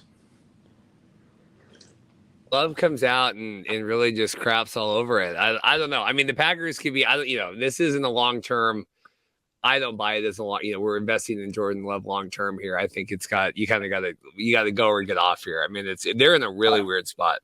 And I don't blame Green Bay for getting rid of Aaron Rodgers. I think it was the right move. I think at some point you have to do it. And do you find Alex Magoo to be your franchise quarterback? Probably not. But I think, can you find Alex Magoo to light a spark? This long-haired guy from Florida coming up in the cold of Green Bay. They're 4-6. Jordan Love's been playing ineffective. He's been nagged by a hamstring injury, and the kid from Florida just comes in, runs some read option, makes some nice screen passes to Christian Watson. They pull out a 21-17 to a Kirk Cousins blunder. The Lions, in my opinion, are the team to beat in the North right now. I love Kirk Cousins. I haven't seen the Netflix series, but in the end, it's the Lions' division to lose just because of history tells us about the Vikings. And so why not throw some Magoo in there? It'll get real fun. Other guys you're looking for, waiting to see when their names come up here for the NFL? So when you asked me to come on the show, I broke it down team by team. I'll try to make it a little bit more condensed because I could stay here for hours and do this for all 16 alt-league rosters and even getting into Canada. EJ Perry is a guy I'm pretty high on. I've talked about him a little bit, not because of his amazing play or whatnot, but because he's a recency bias guy. And, once the injury hits, maybe in Jacksonville, staff is pretty similar there. He might get a call. Trey Quinn, put together, showed that he can play on the outside and the inside, which is real big deal, versatility. And he's a guy who's played special teams in the past. Breland Speaks, Frank Ginda, Levante Taylor gave up a lot of yards, but a real big bend don't break type of guy. That pretty much rounds out the Panthers for me. You can argue about Kai Nakua. I think he's a short list guy for a lot of teams. I think he was recently with the Jets, was his last team in 2022. So we could always see a possibility of him coming into the fold. And then something we don't talk about enough is the connection with these players to the coaches. And like, if my guy gets hurt and I know he's out 3 weeks, who's the guy am I going to sign? Is that like a Josh Love? Is that a Brian Lewerke who, you know, he was at the Patriots. Joe Judge is back with the Patriots. Okay, you got a couple guys hurt. Do you sign Lewerke for 3 weeks? You know, you don't need him to play, but you need him to understand how to run a scout team. That's my take with the Panthers. Going down to the Generals, I really want to see what they do with Chris Orr. Still pretty young, all USFL selection. He's the one that kind of pops in my mind. Brock Miller with the Generals as well. Toby Johnson, I think, is a little too old. I think he's 31 years old right now. 5 years ago, I think he could have made a team. But Hercules Malafafa's there. Sholem Luani got hurt, I believe, during this season, so he kind of tailed off. 2022, I was all in. This year, if I'm a scout or personnel, I'm not really sure what I want to do with him. Going to the Stars, Case Cookus, number one guy on that team after Corey, and then you go Corey Coleman. Devin Gray, versatile guy, plays outside, plays inside, also return kicks and whatnot. Last year they had Maurice Alexander translate up there, so we saw that. Possibly a gentleman as well that I was looking at was Joey Alfieri, kind of a madman all over the board. Amani Dennis had some. I believe if he wasn't the all USFL team, the USFL Twitterverse very highly of him. Factor in Luis Aguilar because of the sheer volume of opportunities he had, and performed pretty well. Keeping going down, we go to the Maulers. Really, that receiving core, take your pick between Bailey Gaither, Isaiah Henney, Ish Hyman, whichever one. Reuben Foster, big deal over there. Didn't he get looks last year too after the season? So Bailey went viral. He went to the Ravens, toasted Kyle Hamilton, got hurt, waived on an injury designation, goes back to the Ravens, and then did another week with the Giants. And then so I think he probably made about $20,000 from the NFL last year, but he was one of the 60 or so players that got signed. Reuben Foster, Tavino, big names, Mark Gilbert, he was getting NFL interest, all USFL guy. Very curious about them. We can go into the Stallions. I'd like to say CJ Marable, very versatile, but it seems like CJ's doing a lot of things, making some money on the side, doing a lot of scouting and coaching. So I'm kind of curious to see what he wants to do, if he wants to, air quote, do that grind and whatnot. Davion Davis comes to mind, of course. Jay Sternberger, another guy. And then there was one of their defensive backs. I believe Brian Allen is who I got on my list. He's a guy that a little bit older, has been bounced around the NFL a decent amount, but he's a long, lanky cornerback that could garner interest. My sleeper for the Stallions, by the way, is Kyle Slother, the infamous Kyle Slother, who's making his rounds. And the reason being, he's been around so many teams. He could be a guy someone just signs to bring some, just continuity to that quarterback room. And apparently he's a proven leader. So I don't know if you know that. I had so many people reach out to see if we could do stuff on that this week. And I said, it was such just kind of a trivial Twitter conversation. I can't imagine that having, like, could you imagine, like, I don't know. I kind of wanted to put that to bed. That seemed like it was kind of immediately laid to rest even by his other coaches and teammates. Yeah, and I asked Jake if he would moderate a debate between TJ Barnes and Kyle Slother, and he responded to the initial thing, and then he did not respond after that. So, I mean, Kyle 2 rings. That's what I'll call him. And it's like in baseball, you get a ring if you were on the team for a little bit. So maybe Arlington got him a ring. It'd be nice. I don't know. You lost $60 million. We'll lose another $5,000 getting someone a ring. So it'll be all right. I'll pay for it myself. But if Kyle watches this, man, I will fly you out to St. Louis, and I will put you up in the hotel, and I will interview you for 2 hours. And I don't care how many views it gets. I'd love to pick Kyle Sloter's mind even before all this. Oh, the only thing I ask is I want a pair of shorts from your time with the Cardinals. Kyle had that. Yeah, I don't want to. That was some delusion on that. I didn't even get that deep into the interview, but I don't know. I love all these, like, you know, hasn't watched a snap of XFL. You're like, oh, let's talk about this. Like, let's see what's going on here. Who else do you have that we're watching? So we're going down to the Gamblers. There was a gentleman other than Mark Thompson. TJ Pledger got hurt. So I would have loved to see him give a full sample size. But Mark Thompson, 28 years old, I believe, kind of a last shot for him, man. Like, I saw he was working out with the Giants. He worked out with the Packers. And I want to say he worked out with the Dolphins last year. I know he had 2 NFL workouts. Would love to see him get that opportunity, get to the NFL. Isaiah Zuber, guy, fringe NFL guy, came back middle of the season, was on the Raiders for the whole team last year. Would love to see him. Raheem Bigham, I thought he was pretty good. He was one of their outside linebackers. I believe he went to Princeton. I saw him making a couple plays, and then Jeremiah Tyler kind of filling in that linebacker room that was left vacant by Donald Payne and Reggie Northrup. I think, you know, that defense, obviously they went from 3-7 to 5-5. Team improved, way more competitive. So I'd like to see them. You know, never there was one more gentleman. It was, I think it was Brandon, one of their offensive linemen I felt graded out pretty well. At times it seemed like he was a little bit overmatched, but overall just decent size. And sometimes I just want to see a little bit more from this guy. I believe it was Brandon Hitler. That was his second year on the team. I think he's a guy, if he can fine-tune the weight room and a bunch of that stuff, I think in 2024 he could be a guy that we see transition to the NFL. But sometimes it was like Dr. Jekyll and Mr. Hyde. I saw some great stuff from him, and I saw, like, I had to do a double take to see if that was the same guy I just watched.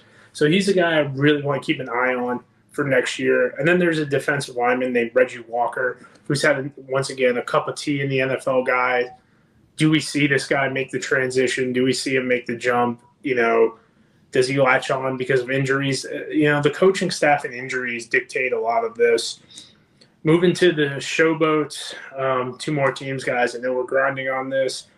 Big guys I wanted to see transition to that next level. Kyrie Woods, really high-ranked defensive back. I believe he was the highest-ranked player in the USFL, kind of came out of nowhere. Really loved what he was doing. And then Derek Dillon, the versatility in special teams, a pretty good receiver. Really want to see that. There's also Alex Collins, one of their running backs. He did get hurt, but he's a guy, NFL experience, a little long in the tooth, but we'll see, you know, do they want to take that risk, bring him in and whatnot. It just depends on the coaching staff, in my opinion. Final team, New Orleans Breakers. He's not technically on the team anymore, but what can we talk about McLeod Bethel-Thompson? If anything, let's get him on that roster for a pension. You know what I mean? We could start. We got this writers' strike right now. If we're talking about workers' rights, get McLeod in there and all that goofy stuff. Would really like to see that. Vontae Diggs, a versatile linebacker, his second year in the league. A lot of athletic plays that tweener kind of between a strong safety and a linebacker, much like Deion Buchanan from years ago. Sage Surratt, Jonathan Adams, and Johnny Dixon, along with Wes Hills, their core of offensive weapons all could possibly translate to the NFL. Love to see him on that. Another gentleman as well, Kirk Kelly, one of their guards, graded really well via PFF. Could possibly see him transition as well. So we'll see. There's always guys that you just look back on and you're like, man, I had no idea about this dude. The thing with McLeod, I don't know. I mean, this was the whole long, it wasn't the long con, but this was the long game to get to this. But to get to this position, and he believes in himself and wants to bet on himself. I don't know. I mean, it would be. How long of a shot do you feel like it would be right now? Man, I think I hate to say it, but I think it just comes down to injuries, man. Like, there's I think 4 or 5 more teams with 3 quarterbacks on the roster, and with this new year, it just depends on, do you want to put a roster spot now here? And we've talked about this a little bit in nauseum, but like, when do I want to sign McLeod? When do I want to sign AJ McCarron? Do I want to sign him to stay on my bench, or do I want to sign him to actually play in the game? And that's kind of where GMs need to ask themselves is like, is this better? It's kind of like Jay Cutler, a couple of years ago when he was on Miami. He went through training camp, Ryan Tannehill gets hurt, and then he's just thrust into the starting role within a week or whatever. That's kind of where I see this happening, That's kind of where I see these guys actually getting these opportunities, certain guys like that. There are other guys like Case Cookis, you can bring them in, be a camp body to fight for a third string, whatever. It's a little different. But a guy like McLeod, like, he's not trying to do that. AJ's not trying to do that. So it's like, when I bring these quarterbacks in, do I want to, even if I keep a guy like McLeod on the practice roster, I have to pay him more. Is it better to just have, Clayton Tune on the practice roster, guy out of Houston, or Aiden O'Connell? I think he's on the Raiders now on my practice squad, who I know isn't as good as McLeod, but if I'm going down to my third quarterback, there are issues, rather than bring him in and then actually put him in the game and see what he can do.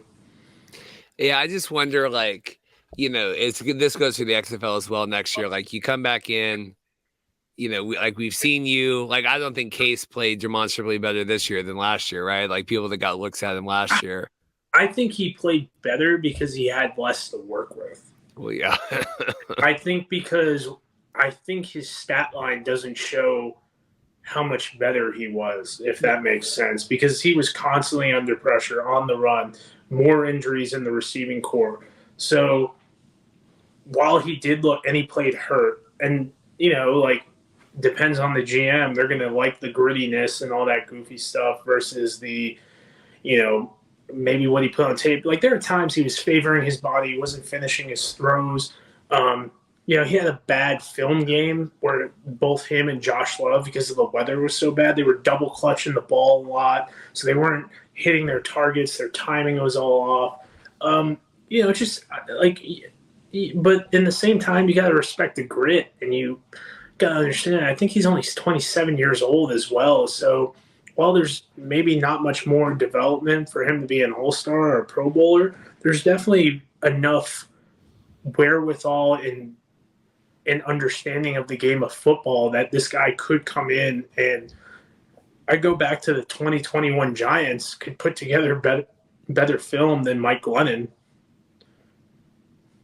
Anything else before we could, and somehow we found a way to keep talking about USFL football here now. I think we're 3 or 4 weeks postseason because we hate it so much. But anything else from you today? I got to keep this show. It's ballooning in front of me when I thought this was going to be an easy week, and then we ended up having a lot of stuff.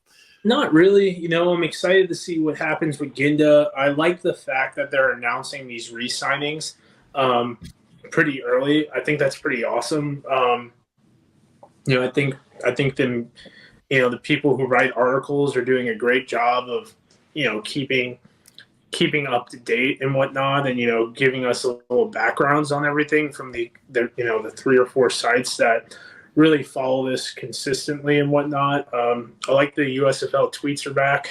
The X team, the NFL team. So those are always nice little cover photos to use for the articles, and it's personally, I think it's pretty rad, continuing to move forward into the off season. Right now, the last thing I counted yesterday, there were 17 spots available, like, on NFL rosters. But today on Aaron Wilson's page, and I was looking it up before we got on the show, it was like, I think I counted like 15 players got put on PUP, which is giving open.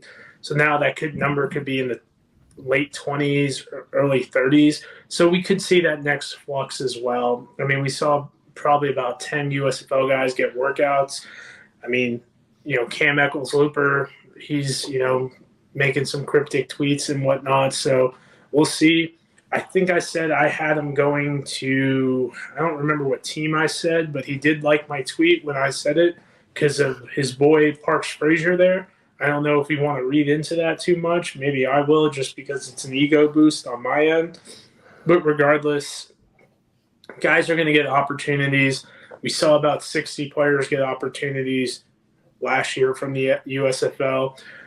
We're at 31 with the XFL. We're at 4 with the USFL. We're at 35 players, 32 spots, and then we haven't even talked about the injuries that will happen throughout the season. At the end of the day, we could be seeing the alt leagues provide 80-plus players. I mean, I think 80 is realistic between the two leagues, and you can call me a naysayer or crazy, but in the end, 80 guys getting a shot. Last year I did the math. They accumulated over $8 million, almost $9 million of income for the guys who stuck around, whether it be 1 week or 17. So, I mean, that's what it's about, and it all trickles down because, Reed, my biggest fear right now with these leagues is we might be seeing some old guys playing, and I don't know if that's the best thing, man. That's a big fear of mine. Not for this year, maybe not for next year, but for 2025. You mean guys that are trying to kind of stick around? 2026, yeah, man. Like I'm a little nervous about that, man. I don't think that's getting talked about. I think in about 2 years, man. Like, I don't. Certain guys are fine, but there's guys that might be clogging that roster at that 33, 34, and TJ Barnes is a great story, and you got to sign a guy like TJ Barnes in year one, kind of bring some, continuity, especially these coaching staffs of these alt leagues all know each other, but like, is that going to be the crowd pleaser, and I love TJ Barnes. Please don't take that as an offense if you're watching this, man. I'd love to have you on my show and whatnot. But, I mean, that's kind of what I was thinking about. It was like, man, you got a guy like Luis Perez, who I want to put in the Football Hall of Fame at some point, in his own section. But it's like, are people going to be cool with that, in 2026? Like Luis Perez playing 9 years of alt football? I don't know. That's a question. Well, Pat, I appreciate it. Everyone keep following Pat, keep us surprised on all this stuff. But no, it's good. I mean, it's like you said, it's whatever league, it's opportunities, and that opens up more in the one or the other and kind of bounce around. So I think it's great. We'll continue tracking this. Pat, really appreciate your time today. Always, man. Cheers. Yes, yeah. Cheers with our water. We drank all our champagne with Magoo signing. Yeah. Well, we're back here today. We did actually lead the show with CFL news today, which, I mean, it's I always try to cover CFL, but it doesn't always get the lead block here. But now we're back and not talking CFL, but talking arena football. We have Tim Capper here, Montreal Alouettes Flight Deck podcast, and then arenafan.com. Tim, how are you? Hey, I'm doing good, man. I'm glad to be back. Do you want to give your 2 cents? Is the CFL suffering from a quarterback crisis? It's, considering I would say players in general. I mean, look at all the major free agents that have gone down. But yeah, we need to have more quarterbacks that are better than what they actually are. I mean, the guys in Edmonton, it's tough. I'm actually happy with how the Alouettes are so far. Well, I'm happy with my 3. So yeah, but you know what? It's funny you brought me on for the show today for the AFL talking about quarterbacks. Is that where's the league going to get 32 more quarterbacks? Where's the AFL going to get 32 quarterbacks? You talk about having a potential identity crisis.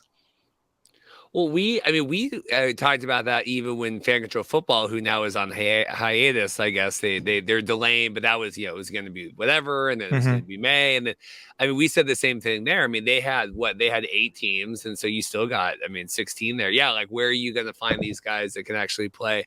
I mean, yes, there's talent everywhere, but at some point there has to be watchable football that people want to enjoy. Exactly. Now you think about it, 32 in the AFL. If all the teams go through, you have obviously, minimum 16 in the CFL with the NFL, obviously, and then the USFL and XFL. It's a good time to be a fan for football, but you want it to be good football. That's the thing. It does make me laugh now when, when we all this started, I would post like XFL stuff in the CFL groups and people, I did that. I'm like, see, it's it's a circle of life here. We're all part of the same. So now we're here, AFL, we have arena football back. Don't know how heavily we will be covering this, but I thought it was good to at least stop down today. Can you, because I know nothing and our people know nothing, like this was around and now it's come back. I hear it's funded by cryptocurrency. Like, what's going on with the AFL?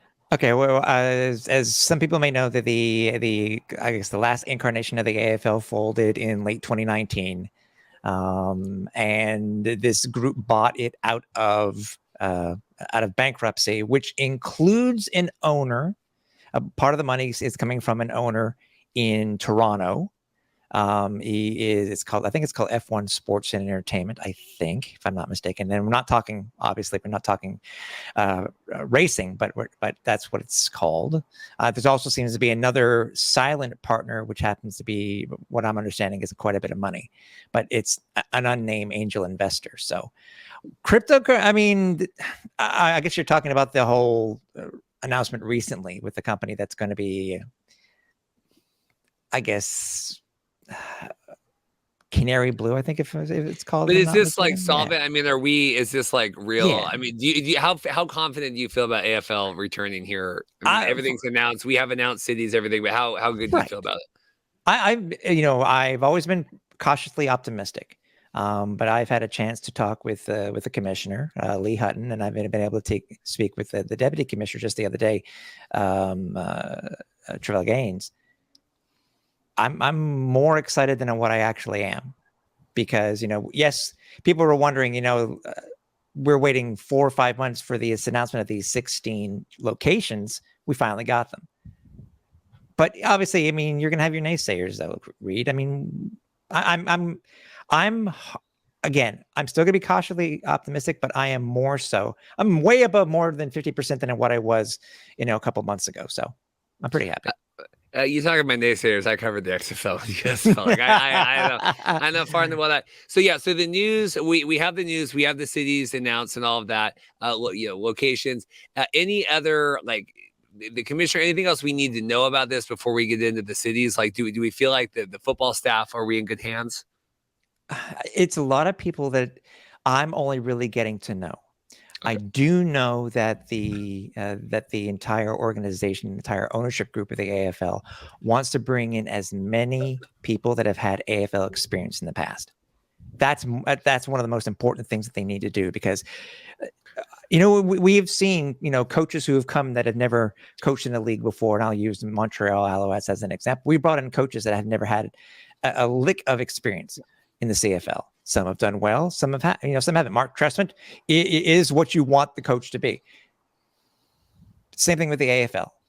It's not the same as as gridiron football. It's 50 yards. You got the waggle, so to speak, like you do in the CFL, but I'm really happy with it. I mean, more information seems to be coming out every day as I've been perusing all the different stories that have been in the local papers. So.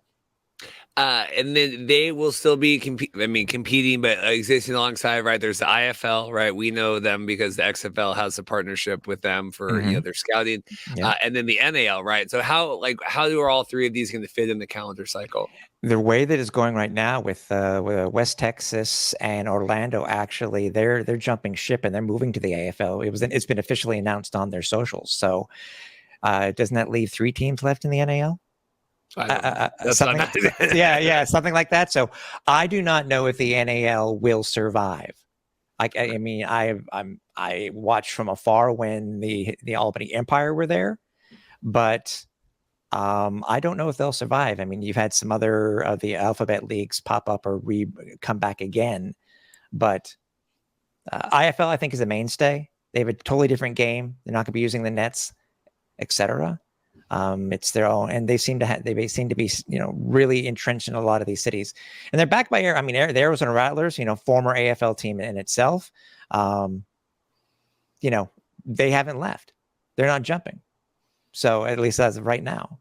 So it's, I think the IFL will be around. I think IFL, AFL, I think will be the two that you'll be really hearing about come next spring. And the IFL plays spring. Yeah, they do. They've started as early as February, and they're still going. So, well, it's arena, I guess. There you go. I guess. Yeah. But I'm just saying it's it will be another type of spring football that people will have to watch. And I guess they'll have to decide whether it's going to be XFL, USFL, IFL, AFL. It's going to be tough. I mean, where is the money going to be spent? That's the thing. And it goes to your point earlier about quarterbacks. You want good play. You don't want garbage football play.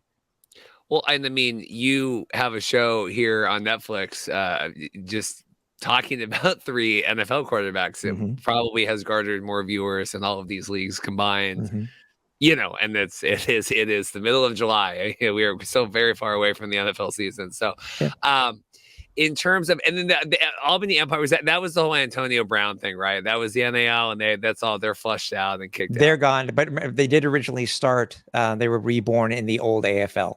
So, and they won the title in 2019. So, they were the last champion in that version of the Arena Football League. So of the Arena Football League. Fall from grace, sir. Fall from grace. So we have controversy here. So the teams were announced this week, and I'll pull it up. Ari's tweeting this out, and the Arena Football League retweeted this. So this is about this, whatever in the press, because they had a big fancy video of all this stuff. But then the TMZ article came out. What was this? ArenaFan.com. I mean, this is listing cities. We've got Bakersfield, and you're saying there's controversy here. There is, because right now, from what I have heard, and from the brass that I've spoken with, it is the official list. And yes, I understand that that's before we put it out before we had confirmation, because it seemed to be the right list. But the official list comes from the AFL's socials only. So yes, there are some cities that are attached to the TMZ article, but right now it is either a city or a state. So that list that we have is technically wrong. So the one you had prior is the correct one. But these are still the correct. It's a parentheses, right? Like we don't. It's not confirmed. Bakersfield, California. It's not confirmed. Correct. Yeah. Whether it be a city or example, California, Colorado, Minnesota, Louisiana, Ohio, Oregon, San Antonio was wrong. Actually, that was actually St. Louis, which is going to be interesting head to head with the XFL. Tennessee, Washington State. So yeah, those are correct, but the cities in parentheses, no, those aren't specifically correct. So what do we make of this? What are they trying to do? I mean, you said you've talked to the commissioner, the deputy commissioner. What are they trying to? What was their thought process here? Well, I mean, they were looking at some legacy markets, which there are there. St. Louis, Philadelphia, Orlando, Minnesota, wherever the team will be. Technically, that there was only one team in the history of Minnesota for the AFL. Colorado too, Chicago, Austin had a little bit of a history to it, but so they're trying to get a mixture, but the thing is they're also trying to make sure that they get the right ownership groups. I think to me, that's the main thing. Even though that they are going to be the owner of the league itself, the league is trying to push for some local ownership. As an example, before I came on with you today, in the Philadelphia Inquirer, it was said that, yes, there will be a new ownership group for the Philadelphia Soul, but also Ron Jaworski will be involved in some way. So Ron, Jaws goes all the way back to the beginning of the Philadelphia Soul, him and John Bon Jovi, et cetera, et cetera. So with Jaws being involved, that's a huge coup for the AFL. It's just weird. Like, I don't know. And the USFL is dealing with this as well. The XFL, at least, they're obviously going to want to get these teams bought out as well. But the USFL is like, we are in a commercial. Please purchase our leagues. And it's so hard to me because we're naming these cities, but we don't, they don't know if we're ever going to get any, is anyone in New Orleans ever going to want to do the Breakers? And so I don't know how, you name cities, you think you have people, or maybe you're hoping you have people, and then you rebrand Tampa Bay, and then we move to Memphis. Now maybe we have someone there. I don't know a cleaner way to do it, but so they're putting these out, they're hoping to find. But I don't know, is anyone in Bakersfield, California, if that is the city? I mean, I lived there for 2 years of my life. I don't think anyone in Bakersfield will ever want to purchase the Arena Football League. Well, they had an old AF2 team back in the day. So, which was the minor league of the AFL that ran from 2000 to 2009. So it's same thing with Austin, same thing with Boise. Boise had a cup of coffee in arena football. Same thing with Washington State. Same thing with Tallahassee. Same with Tennessee and Tallahassee. So, I mean, I understand what you're getting at, man. I really do. I mean, I do know that the naming of the states was done specifically, and it was done on purpose. What is that going to lead to? Unfortunately, at the moment, I'm not privy to it, but I do know that something is coming, and they do have a plan. And it's, as I said, whether it's a contract issue, I don't know. Whether it's deciding on who the final ownership group is, whether it's dotting the I's and crossing the T's before they announce it. I'm sure you can understand that. They don't want to announce anything before everything is finalized, and then they can give different announcements, et cetera, et cetera. They're talking about Minnesota too. Minnesota's ownership group, by the way, they're going to have it's going to be a female ownership group, and the more information for that team is supposed to be announced by the end of the summer. So, including location, what actual city, nickname. I'm hoping for Fighting Pike again, but and then uniform. So they're working behind the scenes, and it's not everything has been released yet. And I think that's what's frustrating AFL fans. But I love you, AFL fans, but I mean, I've learned myself, you don't always know what's behind the curtain until they actually pull the curtain back. Yeah, I covered news in Bakersfield for 2 years. They should just call it the Bakersfield homicides or something. I mean, it's just Lord. something. Go into the old XFL extreme stuff, because the Washington, so the list here, right? This unofficial list, Everett. That makes it. I mean, otherwise, is it Spokane? I mean, is it Tacoma? Where? I don't know where. I mean, there's not many places in Washington. No, and there are 3 cities. Trail Gaines, when I spoke with him the other night, he actually did state, and he actually did say this on social media. The cities of Jacksonville, which was named originally, Albany, which we were talking about earlier, and Spokane, they wanted them to be in the league, but there were certain circumstances that are not allowing them to be in the AFL in 2024. So again, whatever the reasonings were, they did try. Obviously they had a pedigree in the AFL, but I mean, it is, at least he's been there. The league is already being transparent. That's the thing that I've always preached, Reed, and I'm sure you've seen that too when it comes to the other outdoor leagues.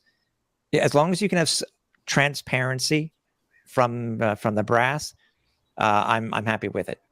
Just tell us like it is. That's all I want to find out. And so far, that's Commissioner Hutton's been the same way.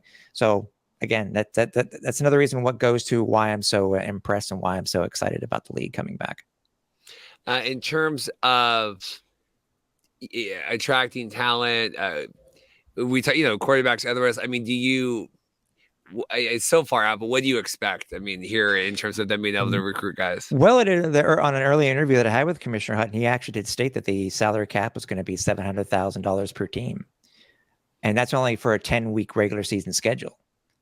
So, a la the USFL and the XFL, which are both 10-game schedules, right, Reed? Yeah. Mm-hmm. Okay. Yeah, with playoffs. Yeah. Yeah. So, the AFL will be 10 regular season games plus a 3-week postseason, which leads up to Arena Bowl. So at $700,000, if that is the case, the actual cap for the players itself, I'm sure they will easily be able to bring in some talent. Well, I'm curious to know if there's going to be any poaching or clauses put in the XFL or the USFL contracts now, knowing that amount of money is being offered to some of these players. How many guys typically are on an arena roster? With them wanting to go Ironman, I think it's going to be a max. I think it's between 14 and 17 per roster. So with them playing both ways, less the quarterback and the defensive specialist, or the kicker and the quarterback. 16, I think it's between maximum, I think, if I'm not mistaken. It's what it was back in the old days, but I think it's between 14 and 16 per roster. What does playing Ironman mean? You play both ways. You go out there and you play off the offensive line, or you play a wide receiver. You come back and you play a DB or an offensive lineman. Kickers and quarterbacks don't do it unless they bring back another position, which was the offensive specialist or the defensive specialist. But again, that hasn't been fully released yet. but they've already said that they are going to be playing Ironman rules, and they will be playing with the rebound nets that they have been, that they did from forever, from 87 on until 2019. Yeah, I mean, 700,000 divided by what I do, 16, 43,750. Do quarterbacks typically make more in the league? Oh, yeah. So, well, yeah. So, I mean, you figure, what you do 100,000 for the quarterback, and then maybe 600,000 divided out. Is that crazy? It's possible. Yeah, it would be interesting to see the league return back to a six-figure salary. The AFL has not paid six-figure salaries since 2008. So, that's folded into 2009. It didn't play in 2009. Came back in 2010. But anyways, that's. Again, yeah, it'll be interesting to see what the salary structure will be for the players. Because like you said, in terms of, length of schedule, conditions, traveling, whatever, because they're going to be playing in their home markets. I mean, there's a lot of things like, XFL, they'll pay up, they paid up, for, was it Huntley with the Vipers, where, the USFL famously did not with Makaba Thompson. I mean, he got the same salary as anyone going in. And so you wonder, even if it's right now, it's like going up to Canada to start. Like, if I can make. Well, just good analogy. I was just about to say that too. It said, if I don't think that they will be paying on the, on the lines of, Vernon Adams getting close to $1 million for a 3-year contract. I don't think it'll be that close. Close. But if they're able to pay a quarterback anywhere between, we'll use the six figures at 300,000 US. It's very possible some of these guys will come down and play in the AFL. Interesting. I'll be curious to see. I mean, even with all these and just with the CFL in general, where, I think it was, I can't remember if it was Farhan on, we were talking, and like, some of it is like, I just want to live here. I just want to go, like, yeah, maybe I can make 10 more grand and go play in Winnipeg, but maybe I just want to be in Birmingham. And it's, it's not, we did a whole video where we broke down all the, okay, you get 500 more here and 200 more here. We kind of like, yeah, maybe I don't know. It's like Macbeth, it's like Macbeth in New Orleans. He left a Grey Cup champion to go play in New Orleans for 6 figures rather than 7. Which is what he was getting. For 5 figures rather than 6. Yeah, perfect. Yeah. So, anything else with the AFL today we need to know? Any other news forthcoming? I haven't heard anything yet. Obviously, with just the announcement of the cities coming out. I mean, I can say to fans, go with the lists currently. I understand that a lot of cities have been coming out and saying that we have not heard anything about the AFL. We don't know what they're talking about based off of the list that was on TMZ. Go with the list and continue with staying with the list with what the league announced. But I do know more stuff is coming. I don't know when. I think once the ball drops, when it comes to, if they start announcing arenas or they start announcing actual team names or ownership groups, I think once the Minnesota ownership group is announced, and same thing with Philadelphia, you'll see a lot more news coming out from the AFL. Well, Tim, I appreciate it. Didn't know, you swing both ways. We can go CFL on here and do the Alouettes, and we can do that. We got to come back on because I want to do a deep dive. I want to talk. I feel like Cody's more swole this year. I think it's like swole for Gerardo. Like he feels that he looks happy. I mean, it's sad to see him off, and I bet the writers kind of wish maybe they wish they would have. And it's not to Trevor Harris too, man. Oh my God, that's I had to look up what type of break that he had, and I don't wish that upon anybody. But just seeing the replay itself kind of reminded me of the Theismann break. Way back when. So. Well, we'll do that. We'll do a deep dive. Maybe we'll get you on, or Cliffy. We can do a whole thing. But I appreciate it. Check out Tim for all the AFL stuff. Maybe we'll do this again, and then obviously for the Alouette stuff. So Tim, I appreciate your time today. Hey, I love being here, buddy.